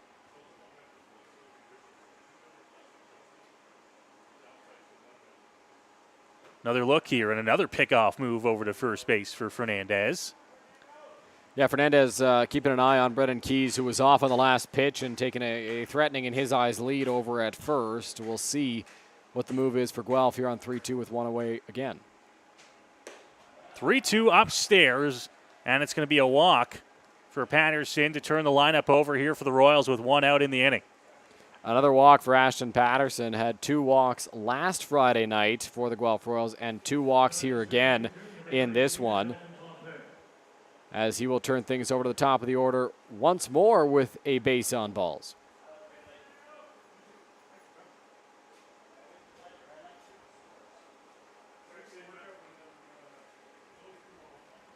So the Majors in a little bit of trouble here, top half of the 5th inning. When they scored 2 in the top half of the 3rd, Dylan, it was a similar situation.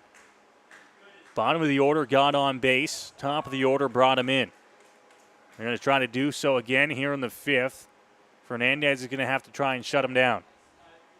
Yeah, this is a big spot. This is a big at-bat. Switch hitting Dalton Pompey at the plate. Left-handed pitcher Fernando Fernandez out there on the mound. Had a great first inning. Got a quick out here in his second inning of work, but now has 2 runners on, including one in scoring position for Pompey. Time calling at the plate for Pompey.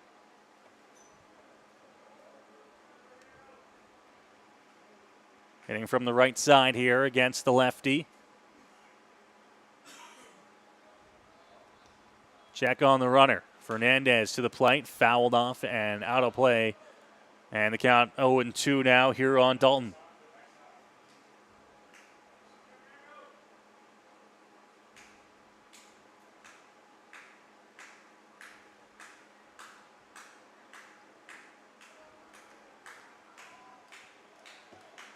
Patterson at first, Keys at second, 1 out here in the inning. Royals are at the top of the order.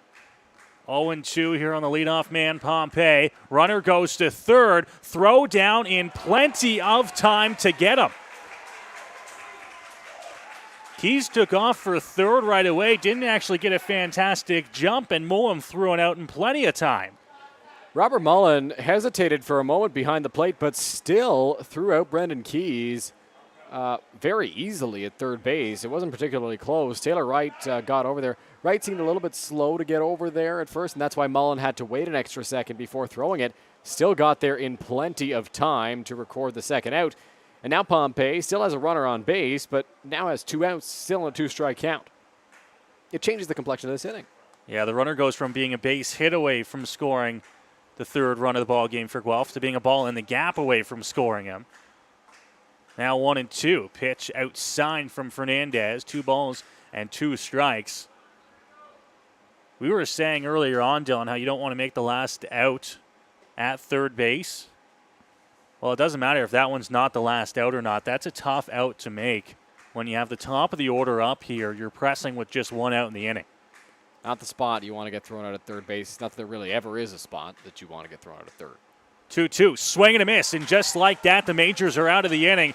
Strikeout of Dalton Pompey, and Fernando Fernandez gets through a scoreless top half of the 5th here in London. It's still a 2-0 Guelph Royals lead as we go to the bottom half of the 5th. Great job by Fernando Fernandez there in that inning. Getting through another one scoreless, that's exactly what Fernando needs to do. Keep the Majors deficit where it's at right now. Just a 2-0. It's a deficit they can absolutely overcome, though it will be tough against Claudio Custodio. Yeah, it's always going to be tough here. You know that he is dealing. He's on tonight, as he always is, and he's going to look to try and shut down the Majors, keep this at a 2-0 game, and keep the Majors off the scoreboard. Dylan, we have a couple of thanks and a couple of shout-outs to get to here in the middle of this 5th inning. Some people watching. I know we had some shout-outs earlier on of some people watching. I saw someone watching from McGregor Point. What better place to watch a ball game than camping out on a going into the weekend here? Exactly. I mean, camping and baseball, is there a better combo? I saw somebody say that in the chat. You're outdoors, you get to watch a ball game. There's nothing really better than that. Gar Fitzgerald, the photographer for the Guelph Royals, is a paramedic, and he is watching down from the station. We thank all of our paramedics and emergency service workers for all the work that they do. And Gar getting a chance to check out a ball game right now from Labatt Park. Well, we're at Labatt Park. He's at the station in Guelph. Sometimes we like to think that we're making you feel like you're at the ballpark with us, and that is the goal of the broadcast every single night.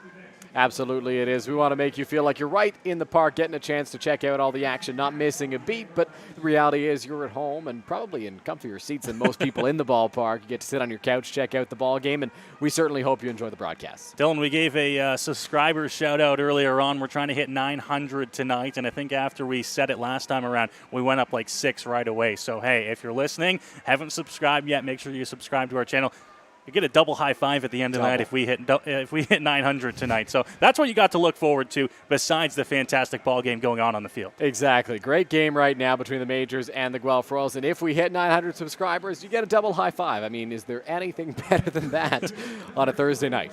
Maybe camping and baseball, perhaps? That might be it. I think I found the one thing. Back down onto the field now, Claudio Custodio gets ready to face off against Byron Reichstein here to begin the bottom half of the 5th inning. Majors trailing by a couple of runs, Dylan, and they're going to have to try and get some offense going here. Pitching, despite the 2 runs, has kept them in this ball game. And now they're going to have to try and do better than that one lonely hit on the scoreboard. Yeah, the Majors absolutely need to get some more hits strung together, and we'll see if Byron Reichstein can do that to start the bottom of the 5th. Count now up to 1-1 here on Byron Reichstein.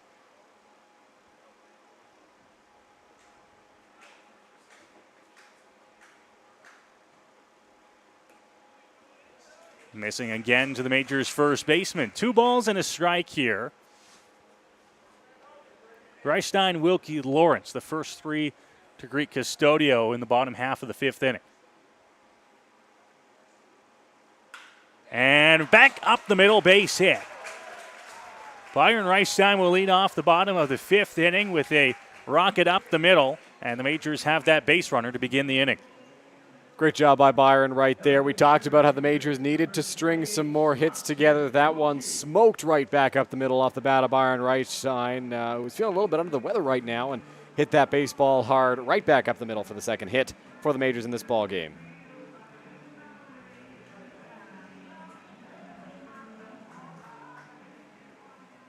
So now Austin Wilkie with a man on. The Royals going to bring Malik Collymore in at third base to protect against the bunt.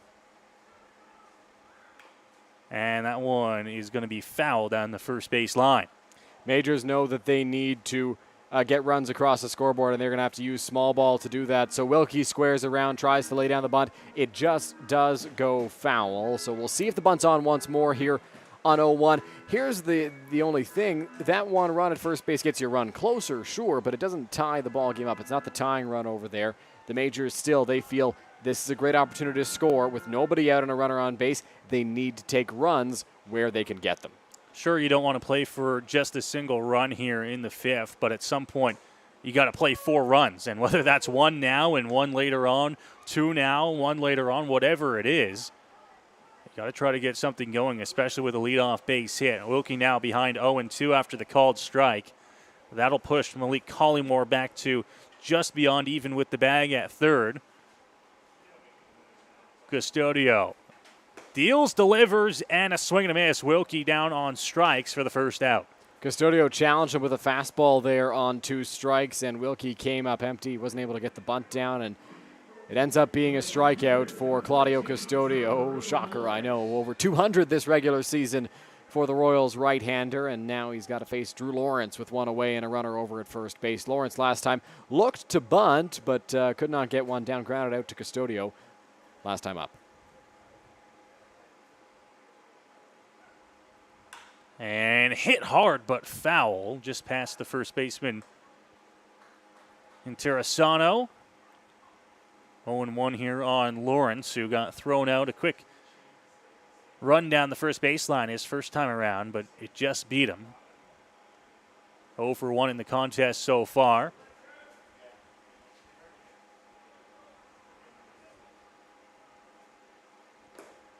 Fastball inside. Missing here to Drew Lawrence, and the count now evened up at 1-1.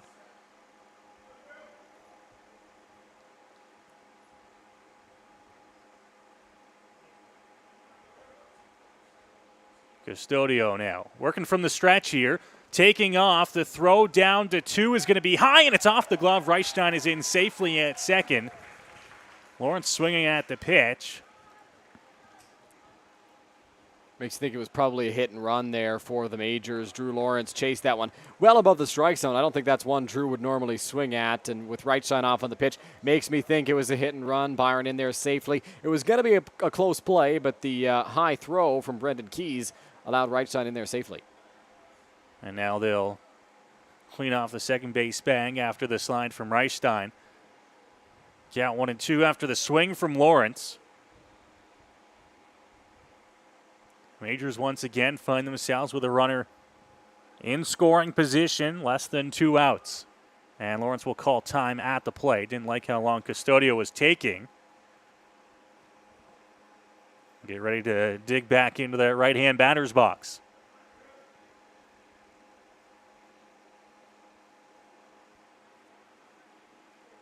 One and two. Custodio checks back. Here's the delivery, just missing the low and outside corner. Deep breath there from Lawrence, who might have got away with one. That one was very close to being strike three. We're all kind of looking at each other up here in the press box in the Game Day London broadcast booth, saying that might have been a strike, but Lawrence gets the benefit of the doubt there, and it's 2-2. Off the end of the bat, popped up on the infield. Coming over, and Terrasano makes the catch. And there's 2 gone. Well, Lawrence not able to move Reichstein to third base after he reached second on the stolen base. Would have been nice to put him 90 feet away, but tough spot now for the Majors. Still got that runner in scoring position, but there are 2 away in the inning.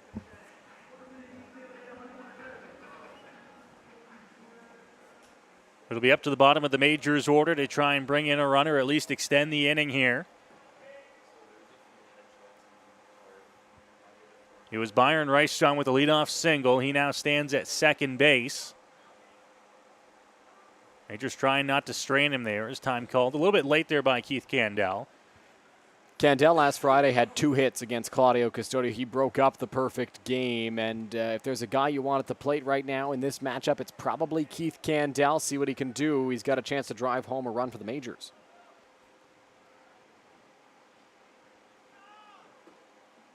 Bottom of the zone. Pops out of the glove of the catcher Keys.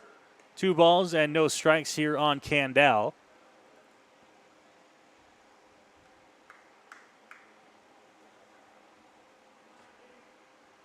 Top of the order, Jacob Newton on deck. And it's inside to hit Candell. So he'll find a way on, although it's a hit by pitch to put runners at first and second here. 2 out in the inning.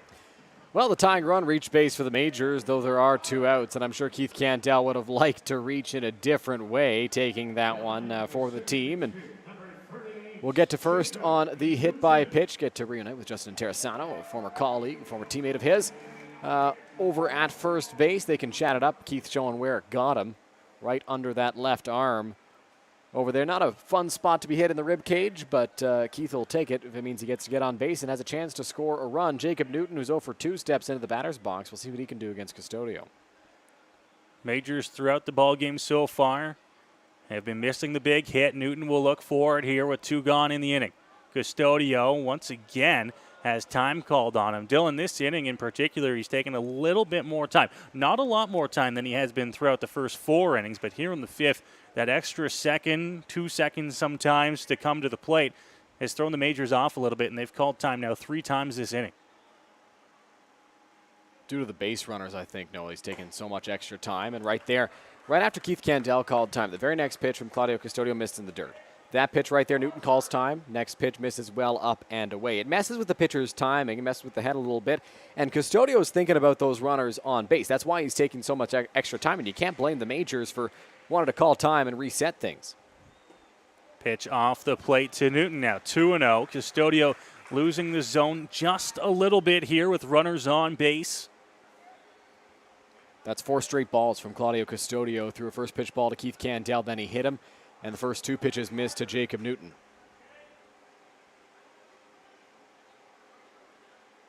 Checks back of the runner, Reichstein. Comes to the plate, just off the plate.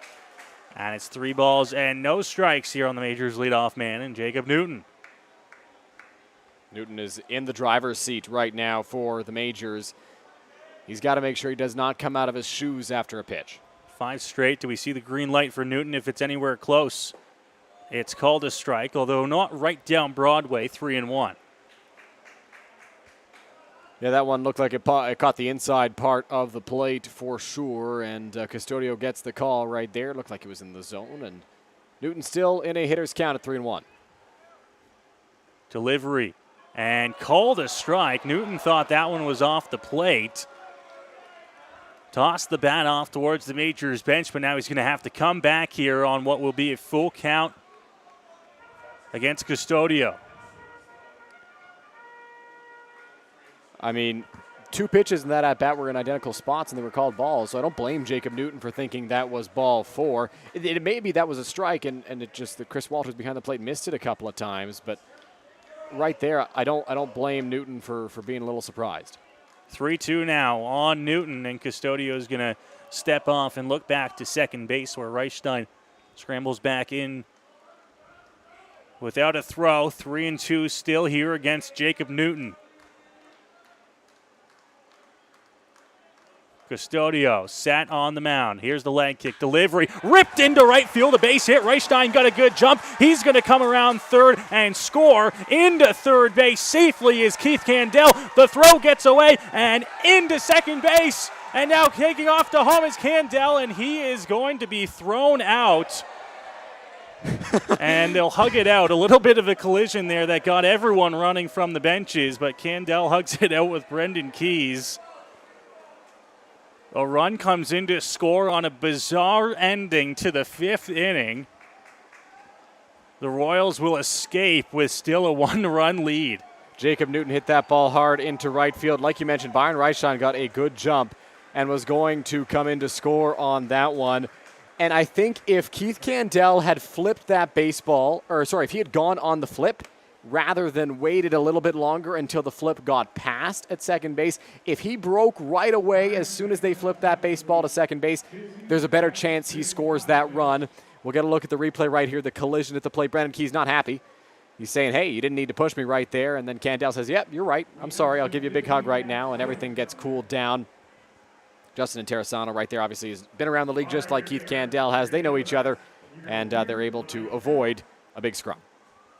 So the Majors do pick up a run in the bottom half of the 5th inning. It's a 2-1 Guelph Royals lead. After 5 innings complete here at Labatt Park, we'll go to break. You're watching the Intercounty Baseball League here on MajorsTV. My name's Tiffany Creasy, and I take care of the sales and marketing at Rickard Promotions and Recognition. Some of the things that we do at Rickard Promotions and Recognition is we bring your brand to life. We kind of put your logo on anything that you can give away or brand, and we can service clients right across Canada. At Rickard Promotions Recognition, we can take care of your designing of your logo for any artwork that you need done for the branding. And a lot of people don't realize we can do that here. We also have our in-house production that we take care of your order from start to finish right here at our one location.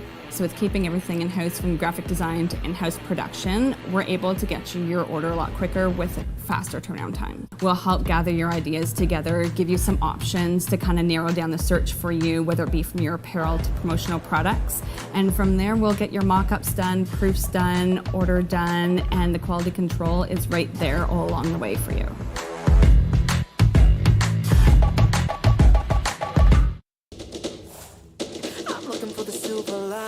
So tell me where it hides. I know I got some lightning. Currents running through me. I found that silver lining on the inside of me. Yeah.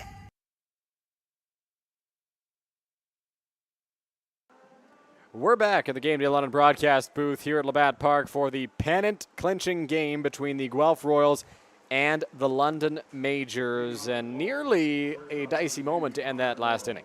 Yeah, we almost saw the tensions boil over there. Obviously, the guys in those benches know what's on the line tonight. A little bit of a collision with Keith Candell coming into the plate. Brendan Keys was stood up and waiting for him to throw plenty of time in front of Keith Candell, and they ended up hugging it out before everybody got there from the benches. But you almost saw stuff flash before your eyes that we were going to see the benches clear. Yeah, for a moment it looked a little dicey there as squaring around to bunt is Connor Morrow. He fouls that one off, and behind in the count 0-1 against Fernando Fernandez, heading out there for his third inning of work. Good job so far. Gone out of trouble in the top half of the fifth inning. The Royals got some base runners on. Robert Mullen threw out a base runner to help him out a little bit, and then the strikeout of Dalton Pompey ended the inning. That one will miss up and away for ball 1-1. Morrow in the ball game is 1 for 2. He's grounded out and doubled to center field. It was Connor Morrow's double that scored both Guelph runs, as Austin Wilkie nearly tracked it down. It went off his glove and to the fence. That one will miss. 2 balls and a strike. Fernando Fernandez came into the ball game out of the bullpen in replace of Jose Arias, who started the game, and he's done a fantastic job pounding the zone with strikes, and as mentioned, has worked out of danger a couple of times. The 2-1 is fouled off by Morrow, so the count moves to 2 balls and 2 strikes. And like we mentioned when Fernando first came in, not really a big strikeout guy. He's got one so far in this outing, but he's not going to rack him up like Arias and Custodio do. He's going to induce the weak contact. He's going to be efficient, and he's going to pound that strike zone. That's exactly what he's done so far. 2-2 count here on Connor Morrow. Here's the pitch. In the air, right field. Not overly deep. Joseph takes a couple of steps to his left, camps under it, and will make the grab for the first out. Joseph, a little bit of hesitation when that ball first went up in the air, but it was able to find it, get himself underneath it, and for Fernando Fernandez, a big out number 1 here against the Royals, going right through the heart of this order here on the top of the 6th. So Josh Garton will step into the batter's box to face the lefty Fernando Fernandez. Josh Garton, a guy I would not want to be up against in a brawl. I can tell you that much, Noah. If things did boil over last inning. There's a couple guys on either side that I would steer clear of if I was down on the field level, that's for sure. Here's the first pitch to Garton. Comes up empty with that swing. It's 0-1. Garton tonight has had a couple of really big swings. He's 0 for 2 on the score sheet, but healthy hacks at it, trying to run into a fastball if he gets one over the heart of the plate. Behind 0-1 on Fernandez here. That pitch is a good one. Gets Garton to swing over top of it. It's 0-2. I think there's a game plan here, especially against the lefty batters with Fernandez on the hill. They've worked him inside a lot so far, and now the 2 1/3 innings that he's worked out of the bullpen, trying to jam him with the fastball and then come back with the breaking ball on the outside edge. The 0-2, that one is in the dirt, blocked by Robert Mullen. Garton will flip it right back to him as it got away. And the count is a ball and 2 strikes.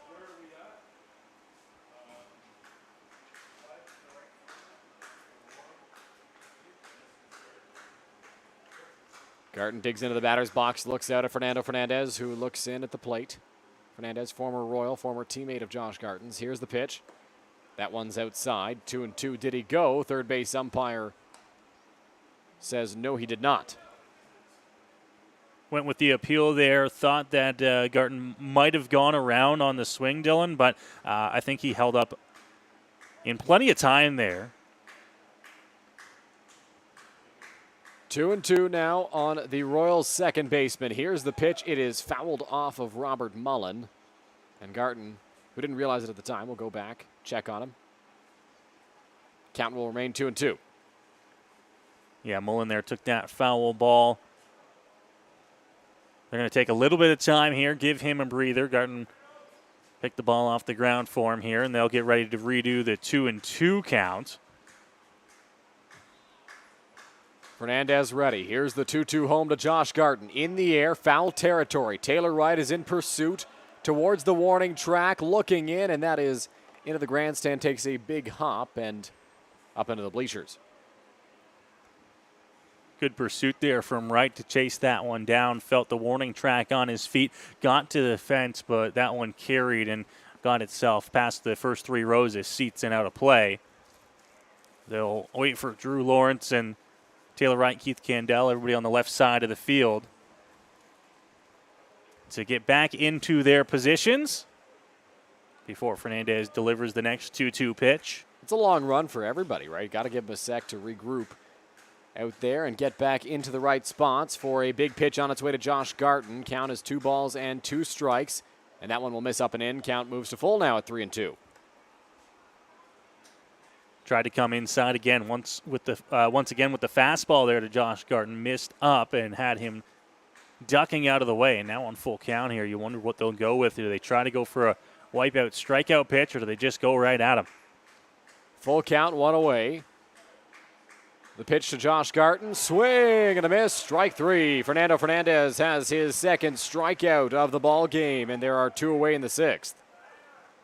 Good pitch there by Fernandez. Comes at him, takes a little bit off that one, and gets the swing and the miss from Garton for a big out number 2 here in the top half of the 6th inning. So he's got himself in a good spot here working through the top half of this inning as Malik Collymore will be the 3rd batter in the inning here for Guelph. First pitch to Collymore will miss in the dirt, 4-1. Fernandez is hunched over out there on the mound. I don't know if he got a spike caught in the dirt or what, but hope he's all right. Chris Walters, the home plate umpire, will walk the ball out to him on the mound to check on him. Byron Reichstein coming in from first base as well.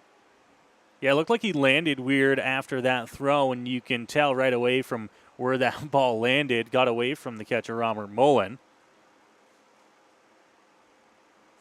And now some members of the Majors staff will make their way out to check on Fernando Fernandez here.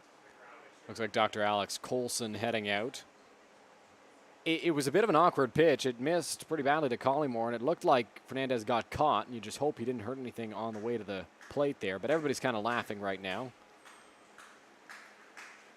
So Fernandez is all right. He'll stay in the game.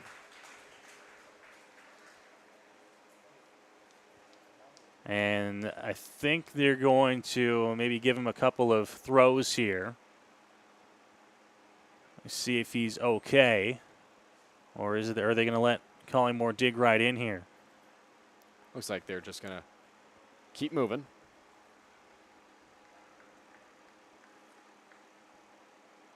Here's the pitch from Fernandez. Well high. 2 balls and no strikes. Back-to-back misses, one well low, one well high here to begin the at-bat to Collymore.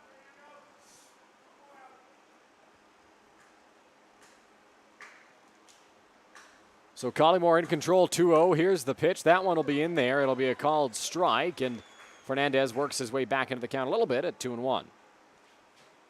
Yeah, good comeback pitch there for Fernandez. Just pushes it over the plate against Collymore, who in the ballgame tonight is lined out and flown out. Here's the pitch. Hits that one hard, but just foul, and the count moves to 2 balls and 2 strikes. Ripped it down the line and into the Majors bullpen. If he was able to keep that fair, probably another foot or 2 to the right, he might have had extra bases here with 2 outs in the inning. But for Fernandez, fortunate enough, it's just a strike on the board. Another 2-2 coming. Collymore taking his time to get ready before stepping into the batter's box as Chris Walters motions to the dugout, saying how many baseballs he needs. Ready on the mound is Fernando Fernandez. 2 balls and 2 strikes to Malik Collymore. Pitch on its way, fouled off, and Collymore stays alive. Fantastic at-bat here by Collymore again. First 2 at-bats in the ballgame for Collymore made the pitchers throw a fair amount. The Royals tonight, Dylan, have done a fantastic job at getting into deep counts.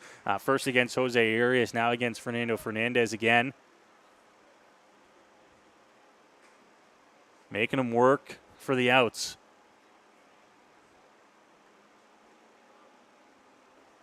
Here is the 2-2 home. Collymore in the air, center field. Wilkie was deep to begin with, and he is camped under it to make the grab to retire the Guelph Royals in the top of the 6th inning. Took quite a few pitches, but the Royals go down 1-2-3 in the 6th.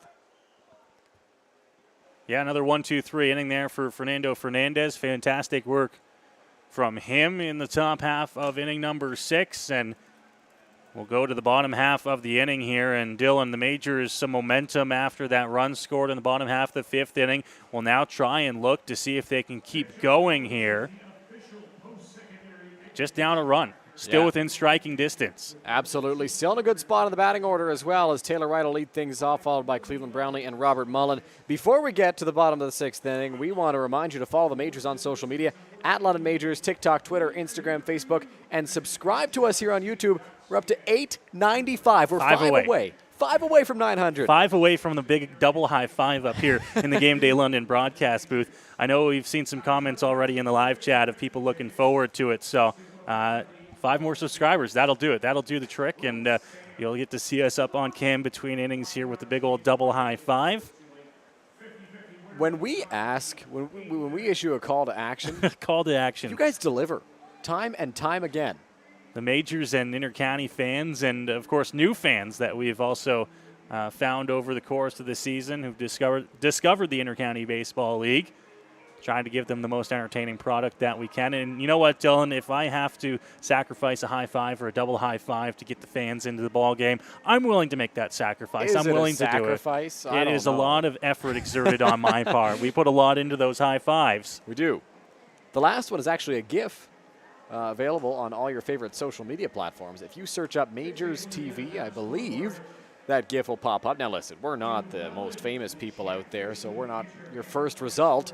But if you scroll a little bit, you'll find us, and feel free to use it. It's there. It's there, Dylan. Boom, boom, boom, boom. 2 new subscribers, 3 away from 900. 3 new subscribers, 898. We're 2 away from 900. Gotta love the fans here tuning in as we get set here for the bottom half of the 6th inning. The Majors now trailing by just a run, Dylan.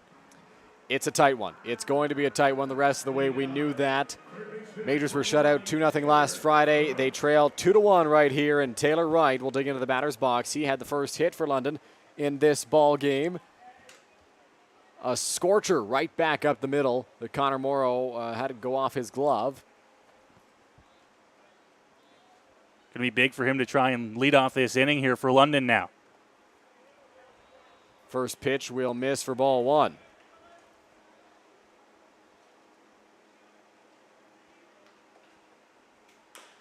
On the ground, Custodio going to have a tough play. Rolls towards the line. He dropped it, and Wright will reach. A strange play. Custodio was in hot pursuit down the line. And Wright will be standing at first for the Majors. Man, that is a tough play for Custodio at first base, ranging over towards first base off the mound with Interessano standing at first base. I don't know if they field that cleanly. They have to almost do everything perfect, Dylan, to beat Wright, who was hustling down the line at first base. It's one of those tough plays where, A, you have to make up your mind fairly quickly who's going to get the ball, who's going to stay home, who's going to make the throw if needed, and B, you got to execute it perfectly. In that situation, they did not, and the Majors have a leadoff man on here to begin the 6th. It has been ruled a hit, and Cleveland Brownlee steps up, takes a big hack, pops up the first pitch he sees. Foul territory. Collymore has trouble with it, but will make the grab for the first out. Man, that is a tough play in foul territory. But Collymore sticks with it, and a fantastic catch for out number 1. Brownlee aggressive in that at-bat, Dylan. Swung at the first pitch he saw, trying to take advantage of Custodio just getting ahead in the count. And to be honest with you, I think he might have just missed it. Yeah, just got under that baseball, popped it into foul territory. And Collymore, despite a little bit of trouble, made the grab. So Robert Mullen will dig into the batter's box now to face Claudio Custodio. Mullen 0 for 1 in the ball game, has a walk and a ground out. Taylor Wright stands over at first base. Custodio will quickly check over, right back with a dive. After you get Brownlee for the first out, right? Not the guy that you would think is going to be off necessarily, Dylan, but maybe you put the hit and run on here with Mullen at the plate. Here's the offering. In the dirt for ball 1. Mullen motions his hand in the air to get Wright to stay. This is what we talked about, where in a ball game like this, you have to be creative to win these games. You're not going to get, 10 hits in the ball game, put up 5 runs. You're going to have to hit and run. You might have to bunt with certain guys in the order, steal some bases. Mullen flares that one into center field. Pompey coming on. It's going to drop. Wright hustling around second. He's going to go for third. The throw from Pompey is not in time. Taylor Wright, showing off his hustle, picks up an extra 90 feet. And the Majors have runners at the corners with 1 out.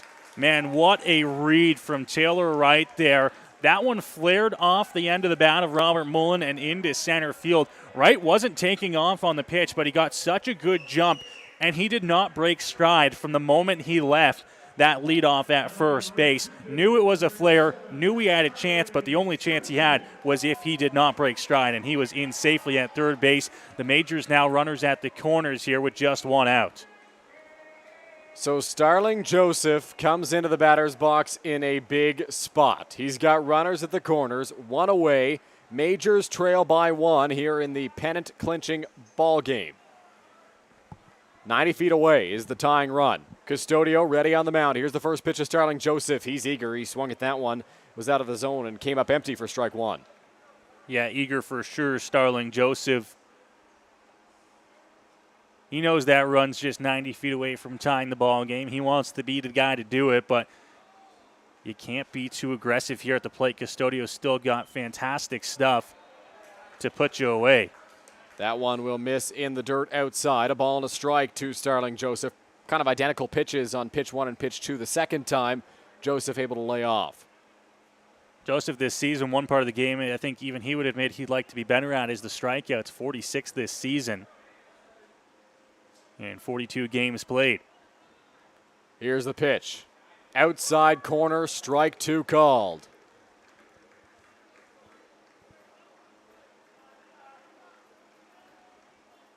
Joseph behind the count, a ball and 2 strikes. Byron Reichstein stands on deck for the Majors. Claudio Custodio in the ball game, 7 strikeouts.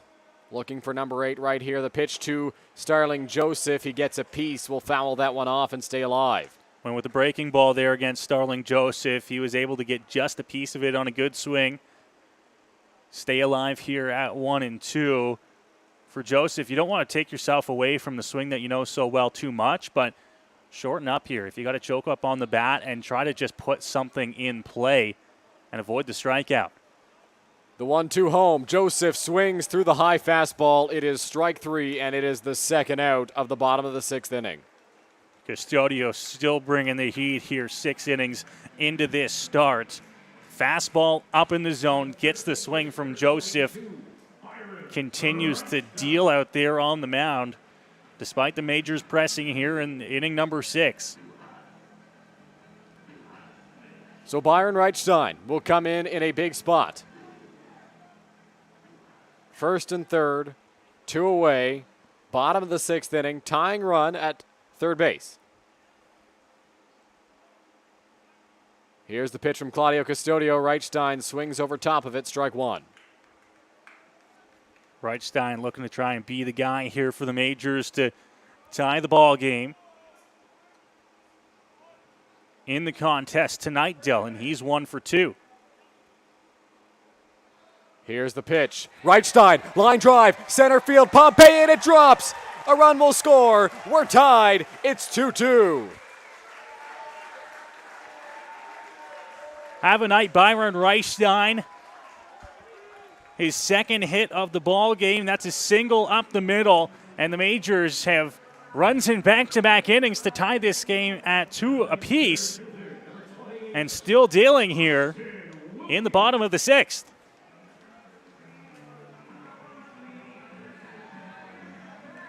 So Byron Reichstein comes up clutch.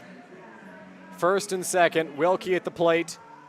Mullins standing at second base in scoring position.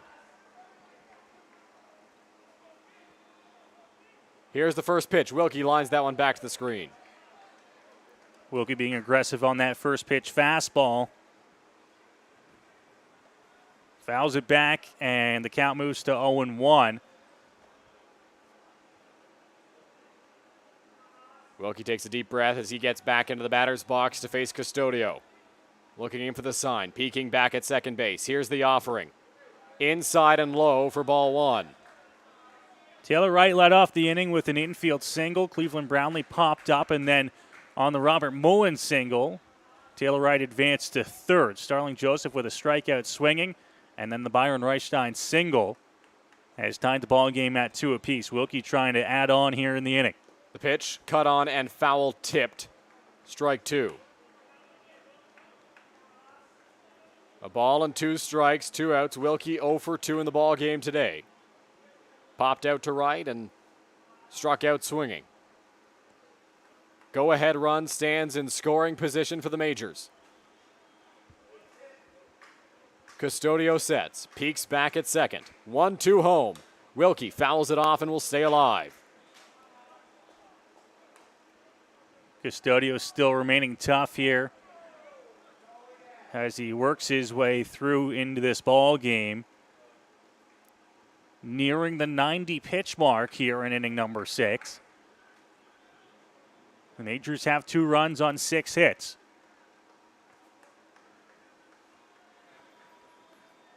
Looking to try and keep this game tied through 6 complete, but now time called at the plate.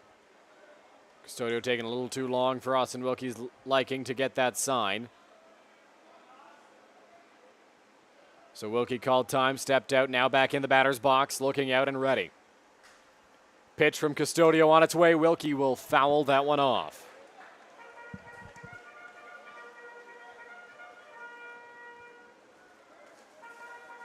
Great battle brewing right now between Wilkie and Custodio.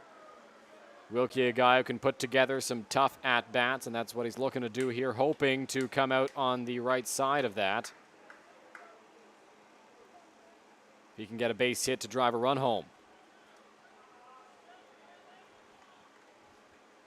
Here's the pitch. Wilkie will foul that one off and stay alive once again.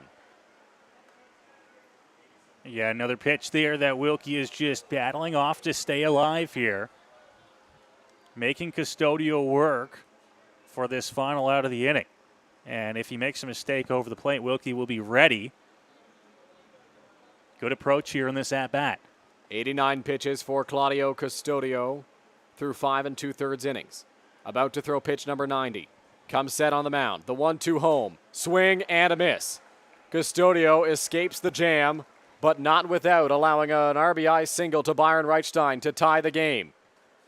So the Majors have evened things up. It's 2-2 after 6 from Labatt Park.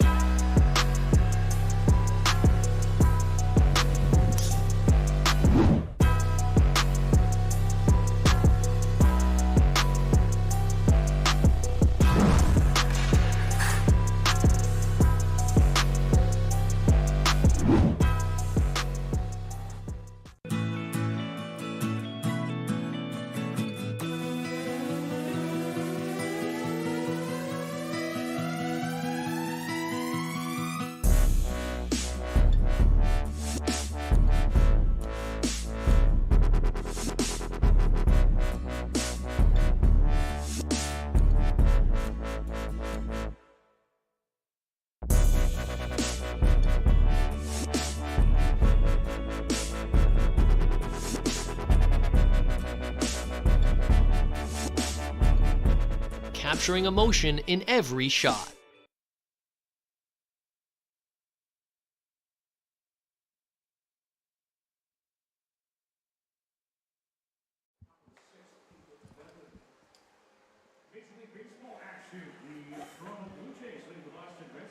Welcome back to Labatt Park as we welcome you inside the Game Day London broadcast booth here in the Labatt Park press box momentarily. Welcome inside the Game Is everyone ready? Booth. Is everyone ready? We asked for 900 subscribers tonight. And you delivered that and more. We're at 911. 911, I think? Nah. Fantastic job. Man. Unbelievable. And we ask, the fans deliver. And what does that mean, Noah? We're going to have to give them the big old double high five. You ready for this? You ready for this? Ready? 3, 2, 1. Yeah, we got it. Now, Jackie Acevedo in the chat Clip was that. asking for a big clap when we did the double high five. I hope we that. delivered. Yeah, I hope that came through. We have no way of telling. I heard it up here. Doesn't always mean you heard it. So we thank you all very much once again for helping us reach another subscriber milestone, 900. That's a big deal. That's a big deal for us. It is a big deal. Gets us closer to 1,000. It is one step closer to 1,000, and we hope you're enjoying a fantastic ball game as well. The Majors have battled back to make it a 2-2 game here as we move along to the 7th. 7th inning about to get underway at Labatt Park. Majors tie things up, and J.D. Williams will step into the batter's box.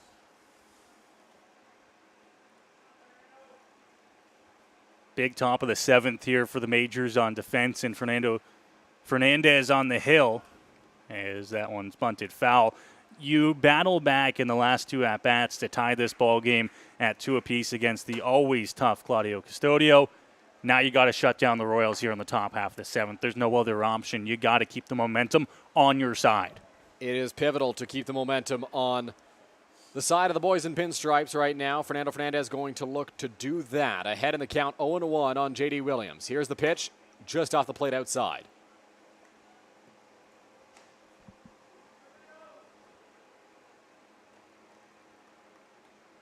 Fernandez ready out there on the mound, takes a breath. 1-1 home. High, 2-1. Don't want to fall behind too quickly here. J.D. Williams in the middle of this Guelph Royals order.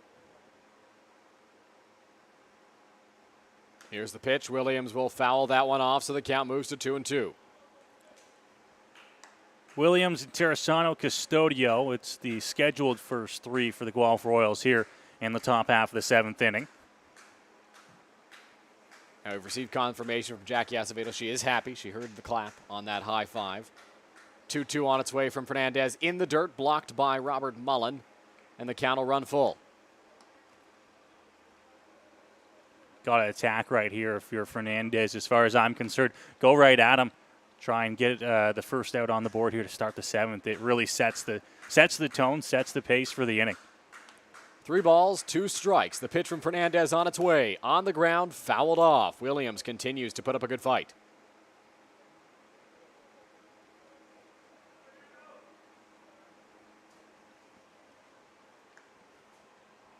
Williams takes his time to get back in the batter's box. Fernandez getting set out there on the mound. Looks in at Robert Mullen for the sign. Comes set. Delivers the 3-2. Inside, ball 4. So to walk to J.D. Williams here will lead off the top of the 7th inning. The Majors have Braden Farrington warming up in the bullpen. He got onto the mound to start in the bullpen to begin this inning. 4th inning of work in the ball game for Fernando Fernandez out of the bullpen. Could be as much as just wanting to make sure that the Royals don't get too much of the same looks throughout the course of the evening. It'll be a lefty-lefty matchup right here as Terrasano will face Fernando Fernandez. He will throw over to first base to check on J.D. Williams, and he is back standing up.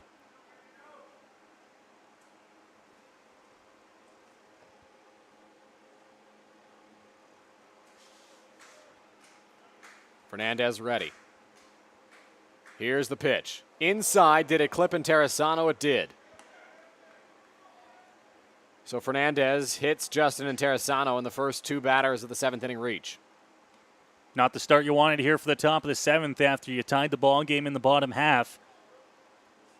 You allow the first 2 runners to reach here, and normally not the biggest cause for concern with where you're heading in the Royals order, but the bottom of the order for Guelph tonight has done a good job at really turning things over for the top half. They've gotten on. They've found ways to get on base. Patterson has walked twice in the 9-hole. Keys has found his way on. And Rup Janardat once again will look down to Braden Farrington, who we mentioned was warming up in the London bullpen, trying to get him ready in a hurry. If Fernandez can't figure it out, he might have maybe one more batter. Claudio Custodio steps into the batter's box. Before he got into the box, Dino Rumel came over to talk to him and discuss what they wanted to do here. Fernandez will take a look back to second. Maybe less to check on J.D. Williams and more to see if Custodio would square around to bunt. It could have been just a pep talk from Dino, or it could be a message saying, hey, we need you to lay one down right here. Here's the pitch. Custodio squares, pulls back. And it's 1-0. Yeah, exactly. The game plan there for the Royals, you kind of figured it out after the first two reached. They're going to want to try to find a way to move them into scoring position, both of them. 1-0 to Claudio Custodio. Fernandez taking a long look at J.D. Williams. Custodio will ask for time. Fernandez wasn't ready to come to the plate there, was taking a lot of time staring down the runner at second base. Here's the pitch squaring around Custodio. That's inside, gets away from Mullen, and Williams and Interessano are going to be able to reach and move up an extra 90 feet as some boos rain down from the crowd. Fernandez has lost the zone here in the top half of the seventh inning. Hasn't really been close a lot of times. Obviously, they hit batter Interessano, who's now at second. That one was well inside. And this is a situation here, I know you don't want to necessarily give up the bunt and move the runners up, but you got to look at the sacrifice bunt a lot of times as they're trying to give you an out, and he hasn't been able to throw strikes yet. It's 2-0. So now two runners in scoring position for the pitcher. Custodio draws the infield in. Custodio belts it. Left center field. Lawrence going back. Warning track. He's got it. Tagging is Williams. Lawrence, a good throw to third base. Candell will cut it off. And so the go-ahead run will come in to score for the Guelph Royals in the sacrifice fly for Claudio Custodio. Custodio gave that one a good rip out to left center field. Lawrence had to range a long way back to make the catch and had no shot at throwing out the runner coming home. Only shot was maybe to get Interessano going to third, but even that was going to be a long shot. And now with just one out in the inning, the Royals have a run in and a runner 90 feet away. Majors no choice but to bring the infield in here, trying to cut down the run. They brought it in on Custodio. He hit it over their heads, and that'll bring up Brendan Keys here. One away. Here's the pitch. Keys swings through the first pitch from Fernandez. Strike one. Healthy cut there, trying to find a ball into the outfield and score Interessano.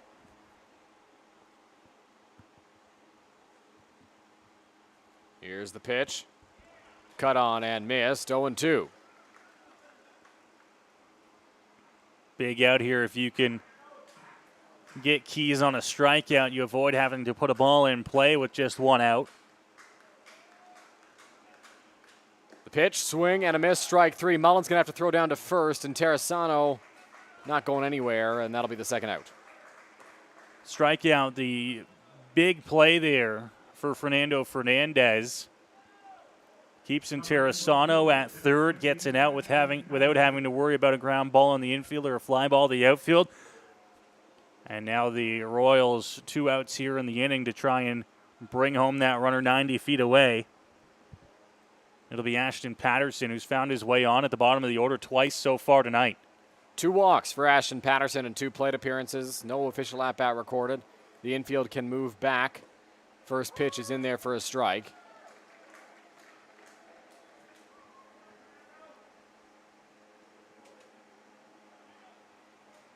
Fernandez sets out there on the mound. Here's the pitch. In the dirt. Farrington continues to warm in the Majors bullpen. Fernandez looking to get out of this inning because it's his mess. 1-1 home. That'll miss to Patterson. Was close, and maybe the way Patterson ducked away from that baseball helped convince home plate umpire Chris Walters that was a ball. Looked like anything maybe a little bit up in the zone. 2 balls, 1 strike. Here's the pitch on its way. Patterson on the ground to shortstop. Candell comes in, takes the big hop, throws on the run to first. And a good play by Keith Candell to keep the deficit at 1. But a Claudio Custodio sacrifice fly gives the Royals the lead. Stretch time here at the ballpark. A 3-2 Guelph Royals lead as we move into the middle of the 7th inning. I don't know about you, Noel, but I'm going to get up here and stretch things out just a little bit. They don't call it the 7th inning stretch for nothing. Get on up if you're at home watching. Go for a walk to the fridge maybe. Well, you get a little tight during the games, right? You get comfortable in your seat. You don't get up as often as maybe you normally would. Refill the ice water and head on back to the couch to watch the finish to this contest. We've been watching the out-of-town scoreboard over the course of the evening. One other game in the Intercounty Baseball League tonight is Game 1 of the quarterfinals between the Welland Jackfish and the Kitchener Panthers. Kitchener has been in the ball game in Welland. They were leading for a good course of it. They now trail by just a run, 4-3. The Jackfish lead, top half of the 7th inning at Welland Stadium. And, of course, here in London, a 3-2 lead for the Royals. The Barrie Baycats Toronto Maple Leafs were rained out tonight at Vintage Throne Stadium in Barrie. That game will be played now tomorrow night between the Baycats and the Maple Leafs. In Major League Baseball action, Toronto Blue Jays, Boston Red Sox tied at 5, top half of the 7th inning. Jays looking to have themselves a good midweek series against the Boston Red Sox. Danny Jansen with a home run in the top of the 6th inning gave the Jays a lead, but the Red Sox tied it in the bottom half. I think I've covered just about everything. All that mattered to the baseball fans locally here, at least. Did you cover the Tigers, Noah? I zoned out for a moment there. I did not cover the Tigers. I know we do have some London Tigers fans. I always feel bad I skip over them. Are the Tigers in action today? It does not look like the Tigers are in action today. Probably better Off day on this Thursday. So Drew Lawrence will step into the batter's box for the Majors to lead off the bottom of the 7th inning. London now trails by a run. Lawrence tries to lay a bunt down, but bunts it foul. It's 0-1.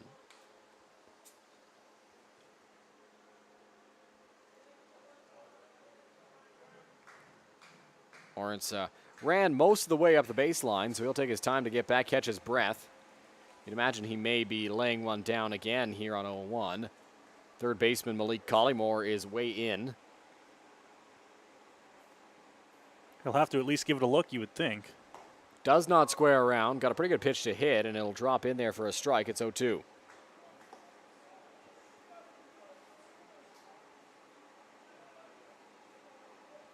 No balls, 2 strikes. Pitch on its way to Lawrence. Off the end of the bat, bobbled by Custodio. Recovers quickly, flips it over to Interessano, and that'll be the first out. Fantastic recovery there from Claudio Custodio getting off the hill. Looked like he took that one in the chest on a weird hop off the bat of Drew Lawrence, but kept it in front of him, did a great job like an infielder does, and shoveled that one over to Interessano for the out, and a big first out here in the bottom half of the 7th. So Keith Candell will step up to the plate now for the Majors. Candell in the ball game 0 for 1, a strikeout swing and then a hit by pitch. That was in the inning where the Majors scored their first run, I believe, as that one is in the dirt. Candell, great play. Saw it on your screen there. Very well coordinated play. As it popped up, Candell knocked it with the bat right into his hand.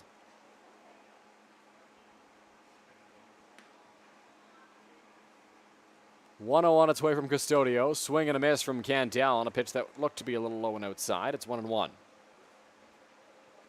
Candell going to look to try and start the rally here for the Majors.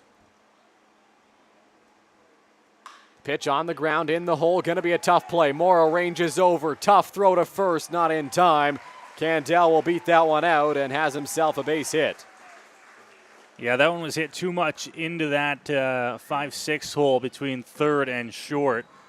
Candell runs too well for Morrow to really even have a shot there. Gave it a shot on the throw, but it wasn't going to be in time, even if it was on the money. And Terrasano had to come off the bag to make the catch. Candell's aboard with 1 out here. The Majors turn the order over. Jacob Newton will bat again. He's 1 for 3. Newton came up with a big hit to score the first Majors run. He's got Candell over at first now. We'll see if Candell's on the move. He's got a pretty decent lead. Looks like he wants to go. Custodio going to hold on for a long time. Candell not running. Newton on the ground in the hole. Going to be a tough play. It's going to get through. Candell will run hard, charge to third, and he will get into third base safely. It's a base hit for Jacob Newton, and the Majors have runners on the corners. Ball not hit hard at all off the bat of Jacob Newton into right field. Got past the second baseman, Garden, and Candell who really actually kind of broke down heading into second base, still had enough time to get back up to speed and get into third without a throw. And now the Majors, first and third, one out, Taylor Wright to the plate. This is a big spot for Taylor Wright as he comes in with runners on the corners like you just mentioned, Noah. Cleveland Brownlee on deck, one away in the inning. Custodio up at 97 pitches, and Dino Rumel will head out to the mound. There's nobody up in the Guelph Royals bullpen at the moment. We'll see if somebody gets up after this mound visit for Dino Rumel. Yeah, no action down in the Guelph bullpen, not even a sign of someone stretching as of yet. That might change when Dino Rumel comes back to the Guelph Royals dugout. As of right now, Claudio Custodio working into this bottom half of the seventh inning.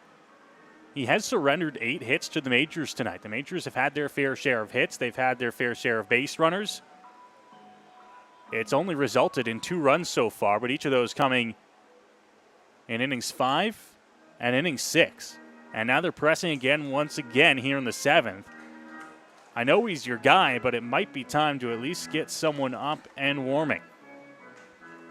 He lost a little bit off the fastball, it seems. His command certainly isn't what it was through innings 1 through 4. Dino Rumel now back in the dugout, and still nobody even up in the Royals bullpen, not stretching or anything. All this talk, of course, still a ground ball away from getting out of this inning. Runners at the corners, 1 out. Pitch from Custodio, well off the plate outside. Seemed like he had a little more zip on that fastball, but overthrew it. Yeah, overthrew it, missed off the plate. Brownlee stands on deck. He hasn't had any luck tonight so far at the plate. Wright would love to try and do it himself and bring in that game-tying run from third. 2 for 3 in the ball game. Here's the pitch to Taylor Wright. That's in there on the outside corner, strike 1.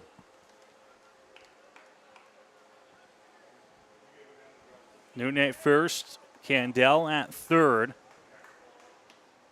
I'm not against the Majors trying to run here with Newton at first as well. Got speed on both ends.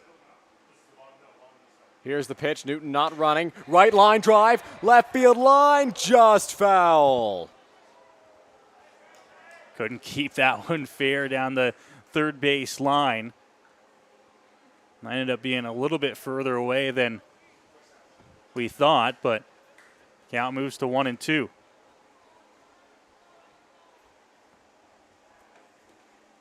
So ball and 2 strikes, 1 away. Runners on the corners for the Majors. Third baseman Collymore is in, and Terrasano holding the runner over at first. Middle is a double play depth. Here's the pitch to Wright. Inside, called strike 3. They throw it into center field. Newton was not running. The ball gets into center field, and Keith Candell will score. Unbelievable. Wow. Brendan Keys just got caught not paying full attention. A fake break from Jacob Newton at first base. He didn't get any more than maybe 2 steps out of his normal lead. Keys saw him go out of the corner of his eye and threw it into center field. Morrow and Garton weren't covering because the runner wasn't going. Candell comes in to score. Newton up to second on what was a strikeout to Taylor Wright. So the Majors catch a break. This ball game's tied at 3.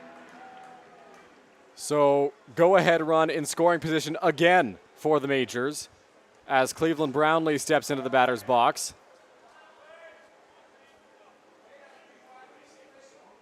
Against Claudio Custodio. Tie game. Custodio peeks back. Here's the pitch. Brownlee lines that one straight back towards us. 0-1. Brownlee 0 for 3 in tonight's contest. You get the sense that he's been off balance a couple times against Custodio. Timing just a bit off. Millisecond, if anything, from barreling up a baseball. Custodio up over 100 pitches. No action in the pen. Here's the pitch. Brownlee on the ground towards third base. Collymore has to wait back. Going to be a tough play. Throw to first is in time to get Cleveland Brownlee.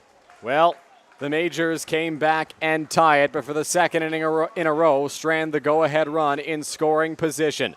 We'll see what they can do on defense here from Labatt Park. 3-3 in the bottom of the 7th.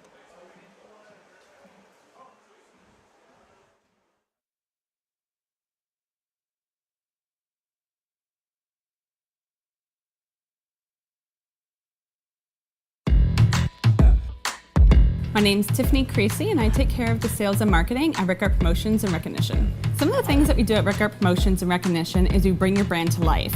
We kind of put your logo on anything that you can give away or brand, and we can service clients right across Canada. At Rickard Promotions and Recognition, we can take care of your designing of your logo for any artwork that you need done for the branding. And a lot of people don't realize we can do that here. We also have our in-house production that we take care of your order from start to finish right here at our one location. So with keeping everything in-house from graphic design to in-house production, we're able to get you your order a lot quicker with a faster turnaround time. We'll help gather your ideas together, give you some options to kind of narrow down the search for you, whether it be from your apparel to promotional products. And from there, we'll get your mock-ups done, proofs done, order done, and the quality control is right there all along the way for you.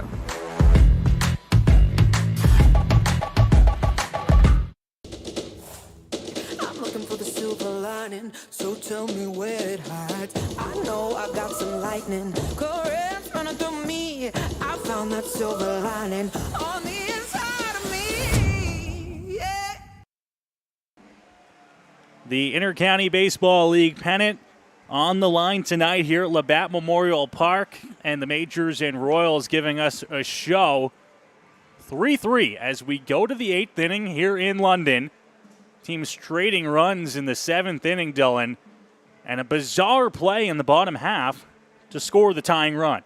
You picked up on something that I missed, Noah, and that was the Jacob Newton fake to break from first base. I didn't see that, and clearly Brennan Keys did, because he threw it down to second base. Morrow and Garton, not expecting a throw because they saw the runner wasn't moving, were not ready. And Connor Morrow nearly saved that throw back up the middle with a dive, just a last-ditch effort to keep it in the infield, but it got past him into center, and that allowed Keith Candell to score. We watched the replay back between innings, and we noticed that Candell didn't break right away. He waited to make sure it was into center field. Yeah, Keith didn't break right away from third base. I think himself also, Dylan, a little bit stunned that the throw was made to second base when nobody was there and nobody was going. So had Morrow actually come up with that dive, they might have been able to get Keith Candell coming home, but nonetheless, the Majors, a little gift here in the bottom of the 7th inning to tie the ball game up at 3 apiece. Majors have scored a lone run in each of the last 3 at-bats. And Braden Farrington is into the ball game now for London out of the bullpen to pitch the 8th.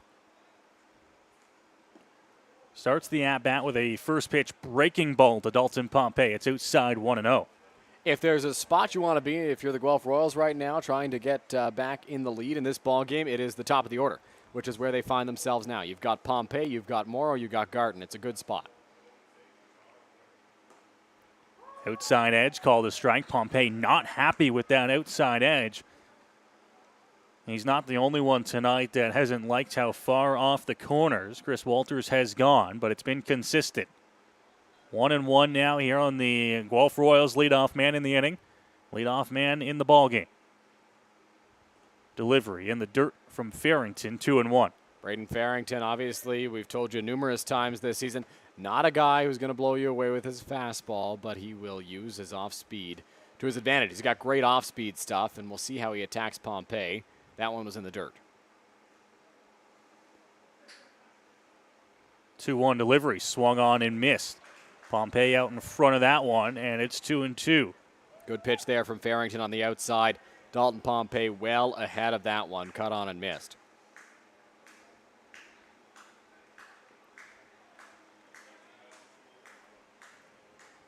Farrington hunched over as he grabs his sign from Robert Mullen, a 2-2 pitch incoming. Leg kick delivery, swing and a miss.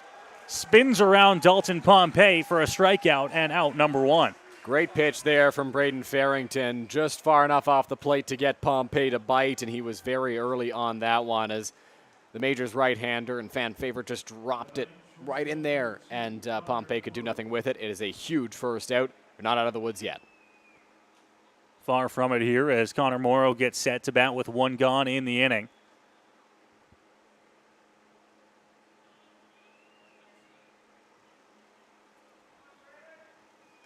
Farrington, who always works from the stretch regardless of runners on or not, comes set, drops a pitch in there, curveball just missing low to Morrow.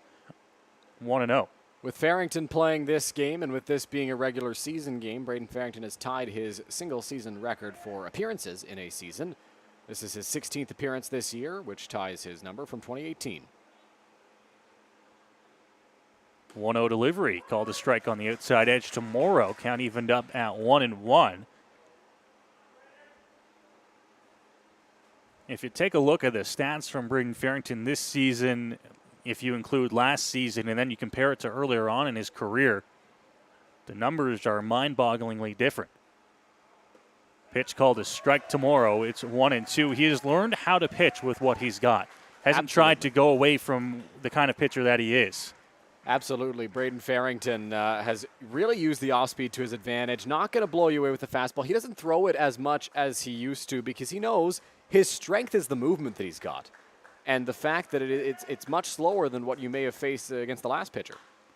Fouled off hard towards the Majors dugout.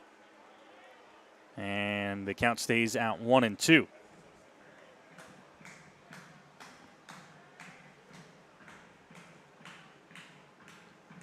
Farrington still ahead in the count here against Morrow, looking to try and put him away for out number 2 here in the inning.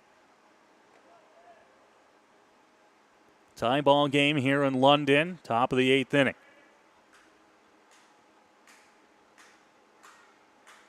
Pitch from the reliever, swung on and missed. Morrow down on strikes. Farrington, another punch out, and there's 2 gone.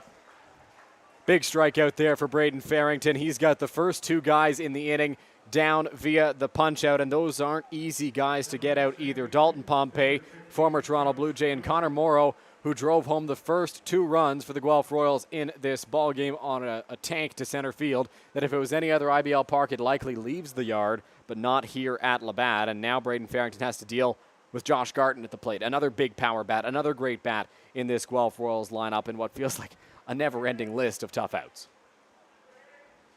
Farrington, good job so far.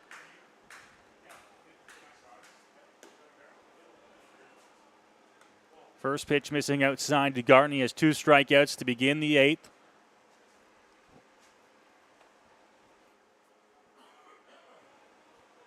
Comes set on the mound here. 1-0 delivery. Outside corner, called a strike. Garton now in a 1-1 count.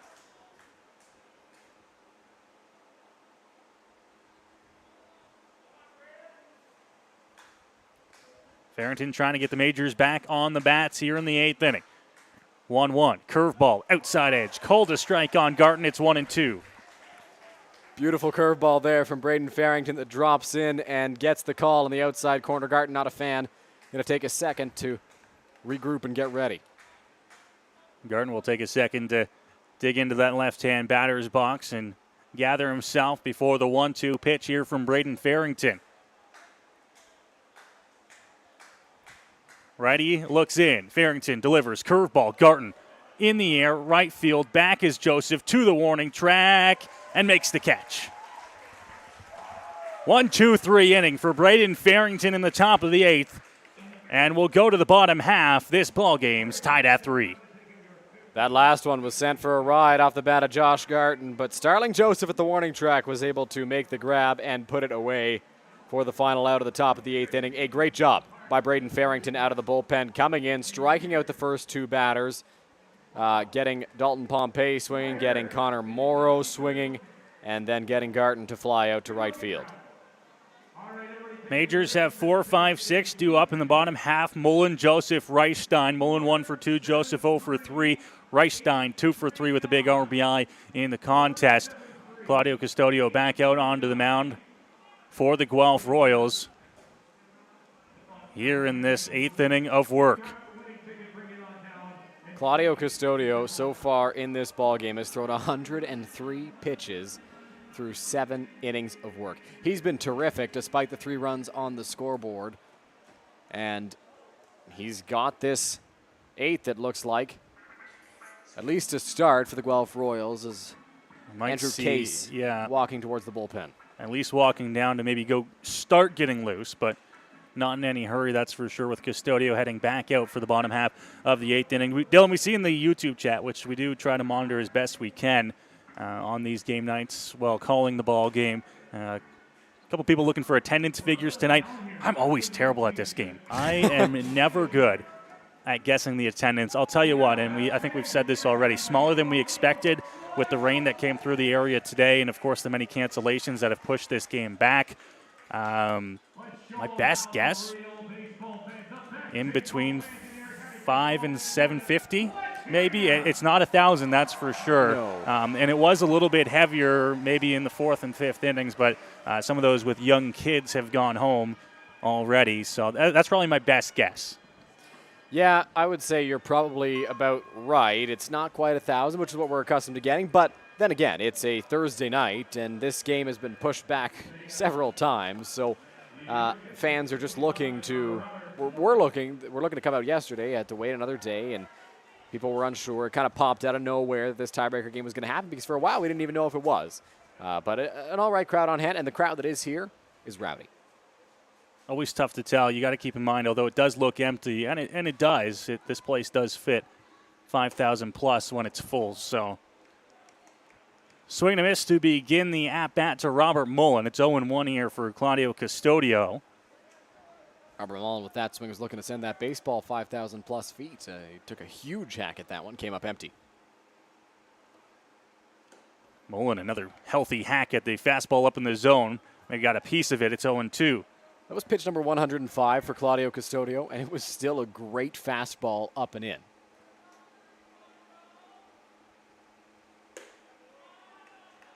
Outside, a ball and 2 strikes here to Robert Mullen.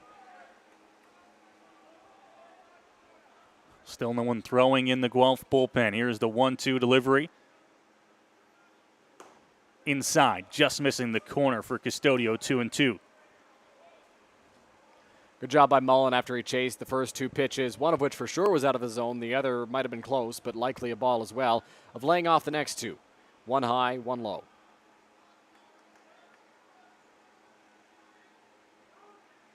And time is going to be called by Robert Mullen.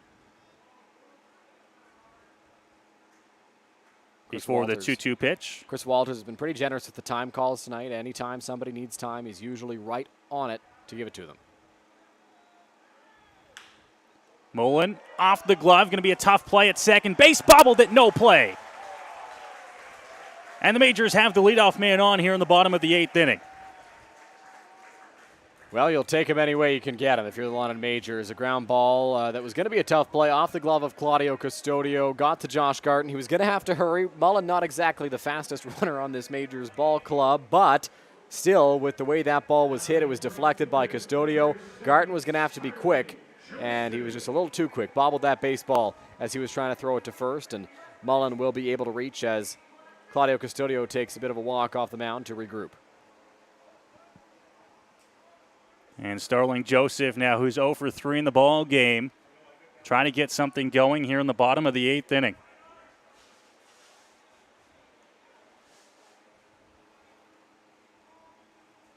Squares around a bunt, but pulls back on a pitch that's right down Broadway. It's 0-1. Starling Joseph, not the guy you expect to lay one down in this spot. But squares around right there, knows the situation, knows he needs to get that runner over. He's been 0 for 3 in the ball game so far, trying to help the team any way he can. Pop up on the bunt, and a nice catch. Coming out is Keys, laying out to make the grab, and there's one gone. Great play by Brendan Keys right there, coming out of the crouch, laying out, and making the grab on the bunt attempt for Starling Joseph. And I joked around today in batting practice with Majors pitching coach Brent Wales when Starling Joseph, Robert Mullen, Cleveland Brownlee, and Taylor Wright were taking batting practice. Said, "Oh, this is the group that bunts the most, eh?" Chuckling because obviously they're some of the better power hitters for this Majors ball club. Sorry, Byron Reichstein was in that group as well, and we kind of laughed about it. But right here, a bunt was needed for the Majors. You never Starling know Joseph, when you're going to need it. Exactly. Starling Joseph was the man called upon, and he just couldn't get it down. Byron Reichstein at the plate now in a big spot. And it's going to come inside and hit him. Custodio lost control of the fastball to start the at-bat to Byron Reichstein. And the Majors have a couple of runners aboard here with one out in the inning. Well, Byron didn't turn away from that one. He sat there and took it. Got it off the leg and reached first base. So 2 runners on with 1 away.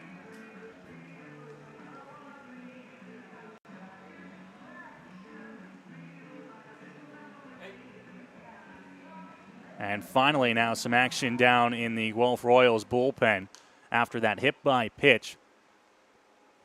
Custodio, who's now over 110 pitches in this start, might be running out of gas. Ready here, fouled off. Wilkie, a good swing there, but it's 0-1. Austin Wilkie's put together some good at-bats here tonight. Doesn't have a hit to show for it, but he's always been battling with Custodio out there. And you got to look at the Guelph Royals bullpen. That is Brandon Deans warming up in the Royals pen.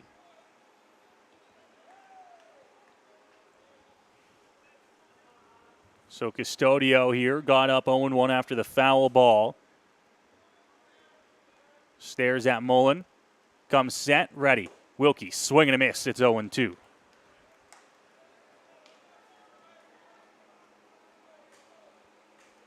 Big pitch there from Custodio, who's looking for a massive out number 2 here any way he can get it.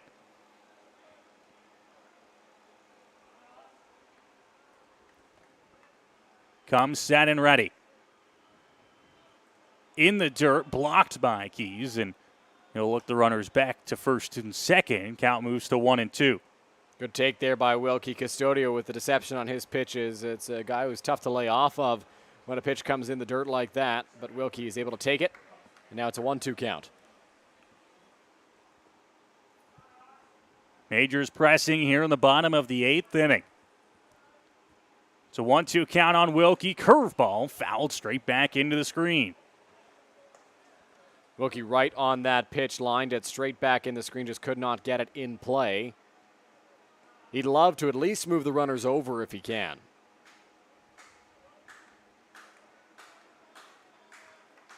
Wilkie really battling at the plate here.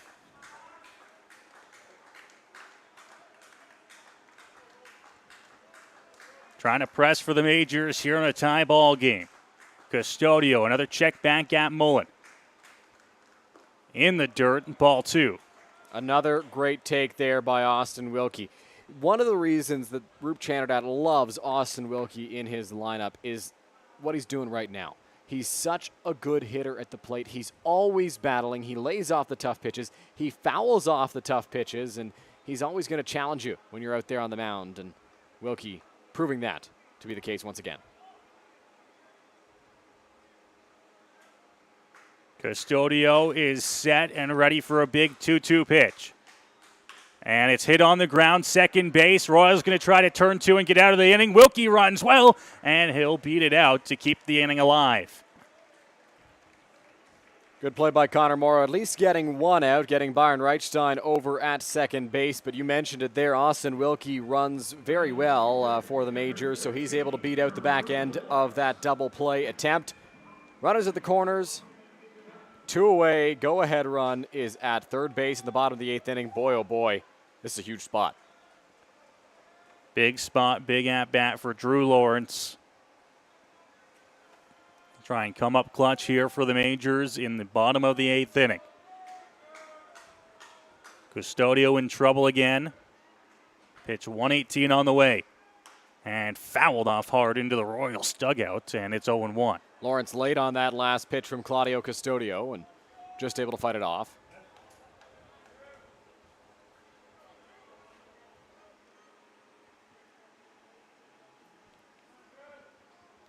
Oh, 0-1 here on Drew Lawrence. He's 0 for 3 in the contest tonight. And that pitch is going to be inside to the Majors left fielder. Count evens up at 1-1.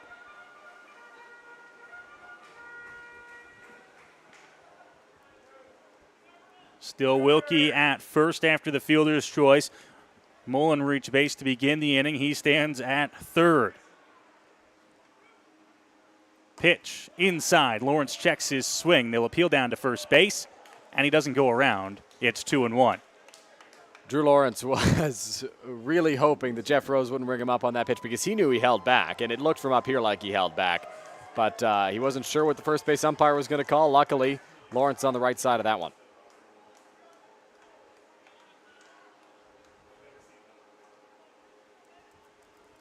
Lawrence in a good battle here. Custodio to the plate. Lawrence fights it off. A foul ball down the line. Count moves to 2-2.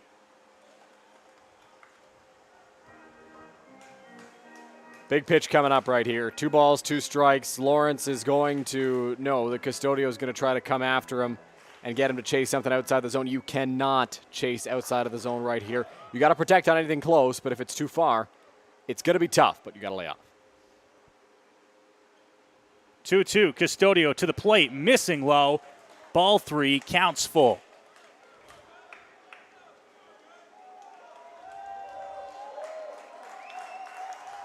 This is a huge pitch coming up. Cleveland Brownlee from the dugout telling the crowd, hey, come on, guys, let's get into this a little bit. Fans trying to cheer on the Majors here. Custodio looking for a pitch to get the Royals out of the jam. 3-2, and it's fouled back to the screen. Great battle brewing right now between Claudio Custodio and Drew Lawrence. He gets a piece right there, fouls it straight back to the screen. Remains a 2-strike count. Custodio remains in the driver's seat. But Lawrence looking to do some damage.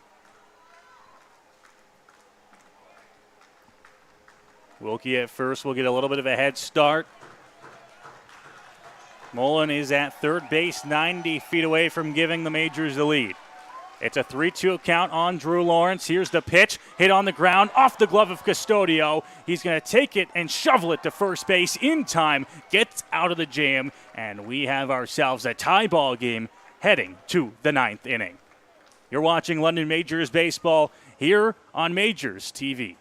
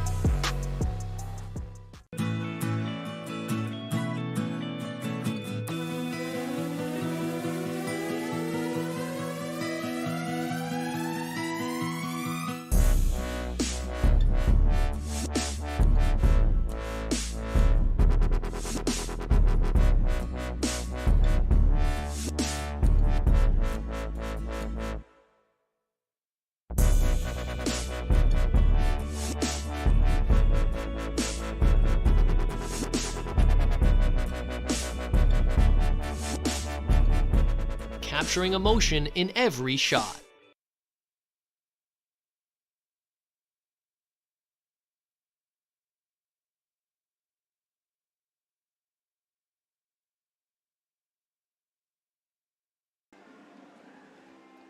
Back here on Majors TV, the Intercounty Baseball League pennant clinching game here from downtown London. Noah Smith, Dylan Baker calling the action here from the Game Day London broadcast booth.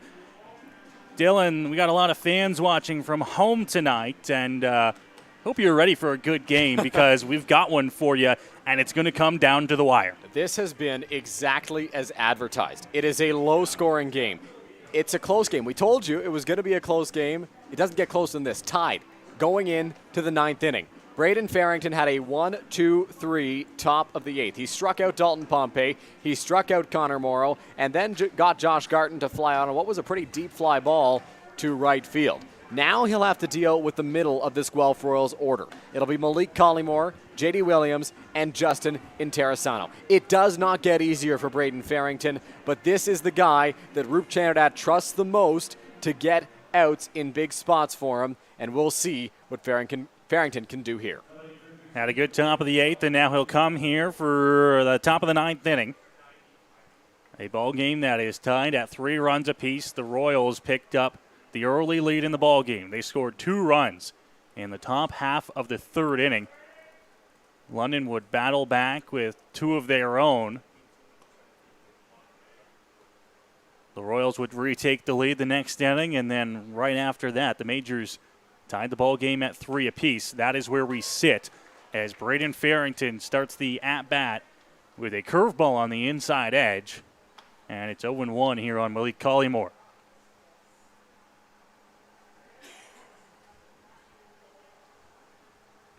Curveball again. This one fouled off, and that one hit Mullen in the thigh, it looked like. Hopefully not the hand. He's holding the hand right now as he takes a walk behind home plate on the foul ball that moves the count to 0-2. Yeah, Robert Mullen taking his time to shake that one off. A lot of people up here in the press box and Roop Channer that down at field level were worried about the Majors backstop, who has caught all 43 games. Actually, no, he started one at first base, if I'm correct. He's played in all 43 games, however, this season for the Majors. An absolute workhorse and a front runner for the league MVP.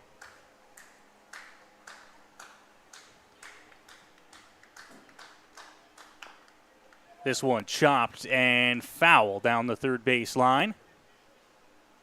Count will stay at 0-2 here on the leadoff man in the inning, Malik Collymore.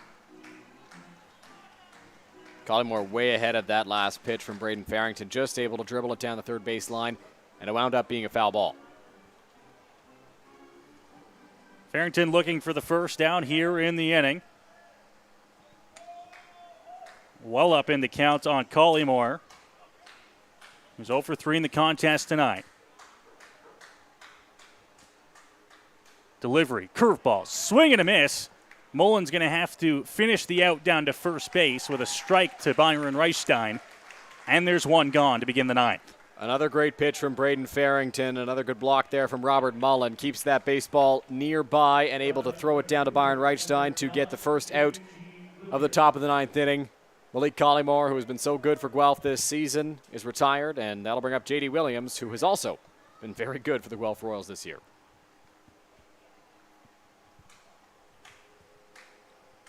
Has been very good in the Royals uniform here in 2022. 0 for 2 in the ball game tonight.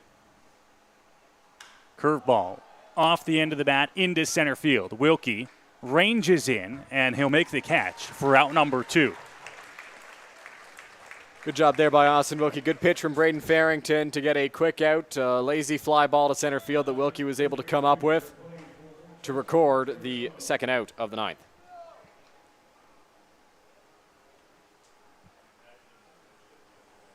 That'll bring up Justin Interessano here with 2 gone here in the top of the ninth inning. Farrington doing a great job here for the Majors out of the bullpen. Trying to get them into the bottom of the ninth inning. First pitch, big cut from Interessano, right through it. 0-1. Great off speed there from Braden Farrington. Got Interessano to swing right over top of it. The key to that pitch is getting it far enough inside that Interessano can't get the barrel to that baseball, because if you leave it over the plate too much, it's going 400 feet.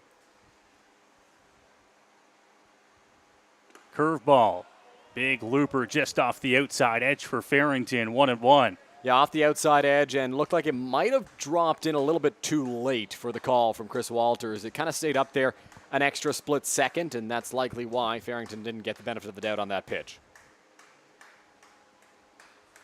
1-1 delivery.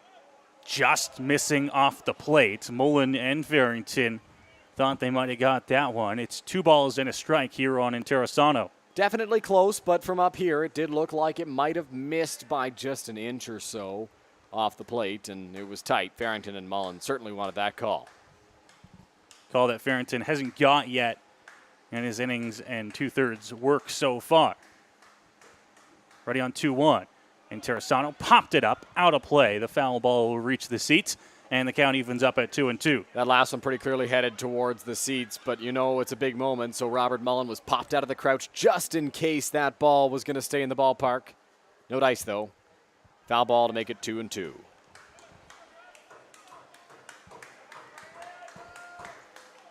Fans trying to cheer on Braden Farrington here. He's got a 2-2 count. 2 gone here in the top of the 9th. Leg kick, curveball outside, and the count moves to full. Farrington a little frustrated with that curveball. Did not curve back over the plate. It had the looping action that you hope for from your curveball, but that one never really found the outside corner. Stayed in the other batter's box, and an easy call from Chris Walters to make it ball 3, and that'll run the count full. 3-2, look, curveball on the ground. Shortstop Candela is over, takes a funny hop on him, but the throw across the diamond is in time to get a Terrasano. Braden Farrington, another 1-2-3 inning, this time in the top of the 9th, to get the Majors onto the bats here with a chance to try and win the ball game here in the bottom of the 9th inning. Braden Farrington, through 2 innings of work, has been terrific for the London Majors. He's recorded 2 1-2-3 innings. Had a pair of strikeouts in the first and one in the next inning that he worked as well. I mean, exactly what the Majors have needed out of the bullpen. And it's a big spot, so you kind of figured Farrington would be the guy called upon from that Majors bullpen. Yeah, Farrington's done a fantastic job coming out of the bullpen. The London Majors used Jose Arias to start the game, gave up the 2 runs. Then they went right back to the bullpen. Fernando Fernandez came in. He did a fantastic job in the innings that he worked. Braden Farrington has done a fantastic job in innings number 8 and innings number 9 to keep this game where it is, scoreless as we head to the bottom of the 9th. And Dylan, as I look beyond the Camry here to the mound, the night is over for Claudio Custodio here. The Majors have gotten into the Guelph Royals bullpen. It just took 8 innings to do it. 124 pitches for Claudio Custodio over 8 innings of work. And this was Claudio Custodio probably at his best or near his best again. He was very good. The Majors, what they did today, they slapped the baseball around a little bit. They got hits where they could. They capitalized on mistakes and runs that the Royals were giving them. They took and they scored often against Claudio Custodio, often by his standards. A 3-3 game heading into the bottom of the 9th inning as Brandon Deans, we believe, takes over on the mound. Yeah, the Majors will look to get on to the Guelph Royals bullpen here as we move along to the bottom half of inning number 9. 9 hits for the Majors in the ball game so far tonight off of Claudio Custodio. And they'll look to try and find a couple big ones here in the bottom of the 9th inning. So it is not Brandon Deans out there on the mound. It is the closer for the Guelph Royals, Andrew Case, into the ballgame. The native of St. John, New Brunswick, has appeared in 15 games this season, started one of them, but has really settled into the closer role, according to Neil Shrivastava, who was on the broadcast last Friday night. He's got 5 saves this season. This is not a save situation for Andrew Case. This is a situation of keep this game right where it's at and send us to the 10th. Now, Noah, I've got a question for you. This is a regular season game, as far as we know, right? So, in theory, the extra innings runner would be there, correct? We're being told that's no. a good question. It is not really a regular season game, right? It is beyond the regular season, but not in the playoffs. It is a one-game playoff, right? It's kind of put into its own season. And as far as we know, it is going to be regular extra innings baseball. First pitch is going to be fouled off the boot there. Candel will fall behind 0-1.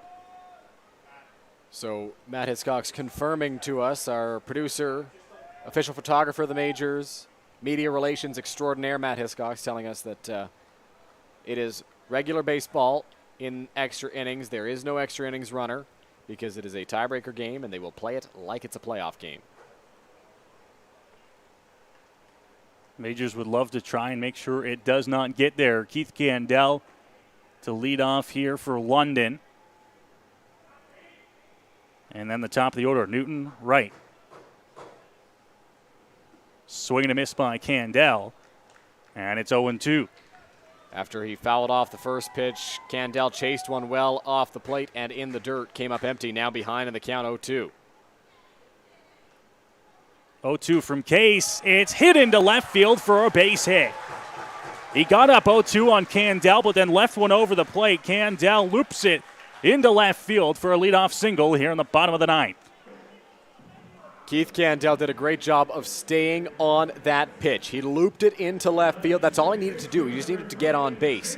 Flared that into left and turns things over to the top of the order. Jacob Newton into the batter's box. Noah, this feels like it's a bunt situation. Malik Collymore playing well in, and the Guelph Royals seem to be thinking the same thing. I was just going to ask you that. Do you think the Majors put the bunt on here? You got to think you want to get him into scoring position with the top of the order up here. But Newton swings the bat well. He's 2 for 4 in the ball game tonight. He does square, and he gets it down. Candell, is he going to get to 2? He's out. Case came up throwing, and they get the force out at second. What a heads-up play. That is a great job by Andrew Case, the pitcher, and whoever told him to go to second base, because the ball was bunted just a little bit too hard by Jacob Newton right at the pitcher. Too hard and directly at him. Yeah, so Case was able to pick that baseball up, spin around, throw to second, and get the out. That's a play that's a risky one because it's not an easy play for Andrew Case, the pitcher, to make. But if it's there, you have to make it, and a great job by the Guelph Royals executing that. So now Taylor Wright will come to the plate. 1 gone, and now it's Jacob Newton at first base, replacing Keith Candell. 1 out here in the bottom of the 9th inning. Case a heads-up play to help his case. Here's the first pitch. Inside corner, called a strike on Wright. 0-1. Taylor Wright, not a fan of that call. Neither are the fans that are remaining here in the ballpark. Thought that one might have missed the plate, missed the strike zone, but no dice, according to home plate umpire Chris Walters.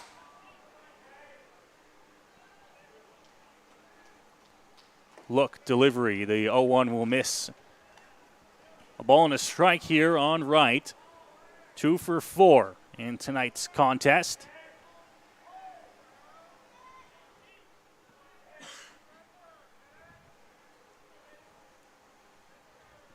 Look and delivery, and it's going to be laced into left field.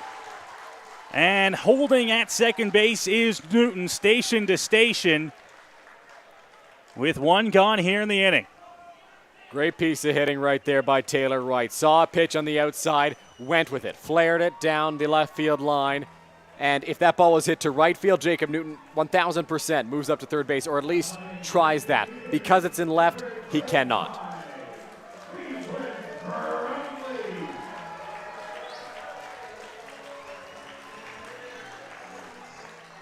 So Cleveland Brownlee to the plate here. Runners at first and second, 1 gone. If you're Cleve here, obviously you're looking to try and find a ball into the outfield to win this ball game. But Dylan, what you really want to make sure you do is keep it off the ground.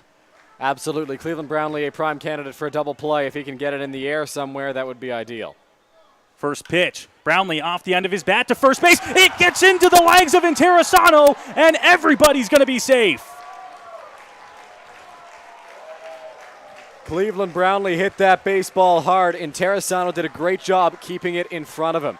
Though he did not get the out for Cleveland at first, he kept the baseball from going into right field. The run would have scored, and the game would have been over if that ball went into right. So everybody up on the play, and the Royals will see what they do here as Cleveland Brownlee will be lifted for a pinch runner here in the 9th. Phil Whalen is the pinch runner for the London Majors. Dino Rumel is coming out to the mound to talk to Andrew Case.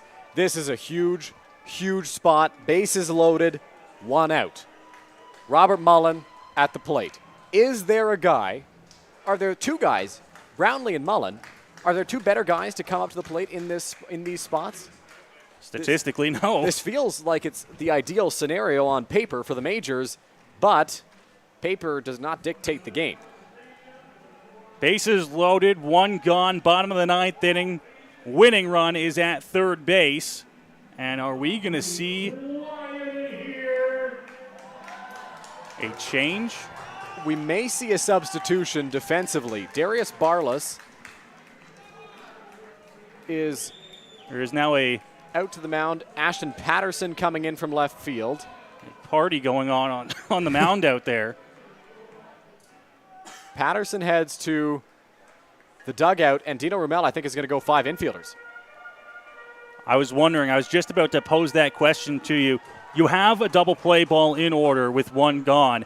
You can roll it and get out of the inning. But if you set up for the double play ball and you don't get it, that run comes in to score and you lose the ball game. You have to go infield in and shoot 4 on this play. It's your only option. Well, Dino Ramel is really banking on this double play because he has brought Ashton Patterson, who's been one of the better hitters for the Guelph Royals in this game, out of the game. Darius Barlas is in, and Darius Barlas is currently playing rover for Guelph. He is up the middle. The Royals have every hole covered they feel, but the infield is in. And it's Robert Mullen at the dish for the Majors. First pitch from Case is fouled off down the third base line. Mullen can't get too over anxious. Obviously, this is a huge spot. Obviously, it's a unique scenario with 5 infielders, but you've got to stay back, stay within your approach, and do what you've been doing all season long. Case set on the mound. Here's the 0-1 delivery. Fastball off the plate. Count evened up at 1-1.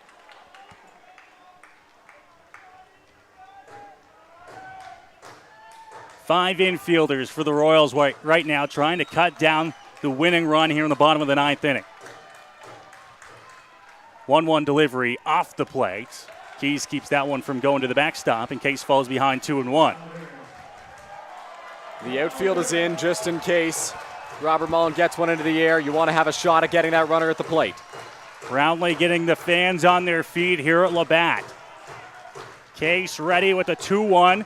Mullen swings and misses, and it's 2-2.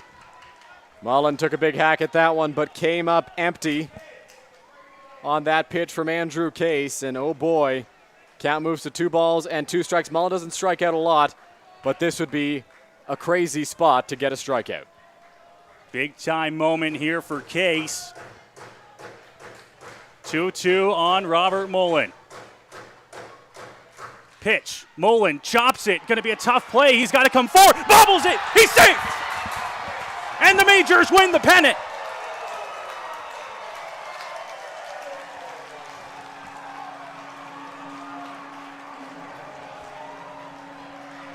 A chopper off the bat of Robert Mullen. Case off the mound had one shot, and it was to go for, and he bobbled it out of the glove. Into score comes Jacob Newton, and the Majors finish on top in 2022. Well, an exciting end to this one on a ground ball to the pitcher, where the Majors are able to cash in the winning run, and Roop Chanardad telling his players to get off the field right now.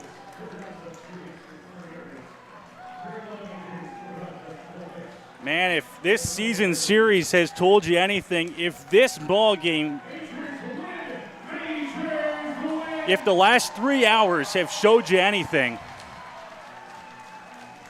these two teams would love to see each other in a couple of weeks.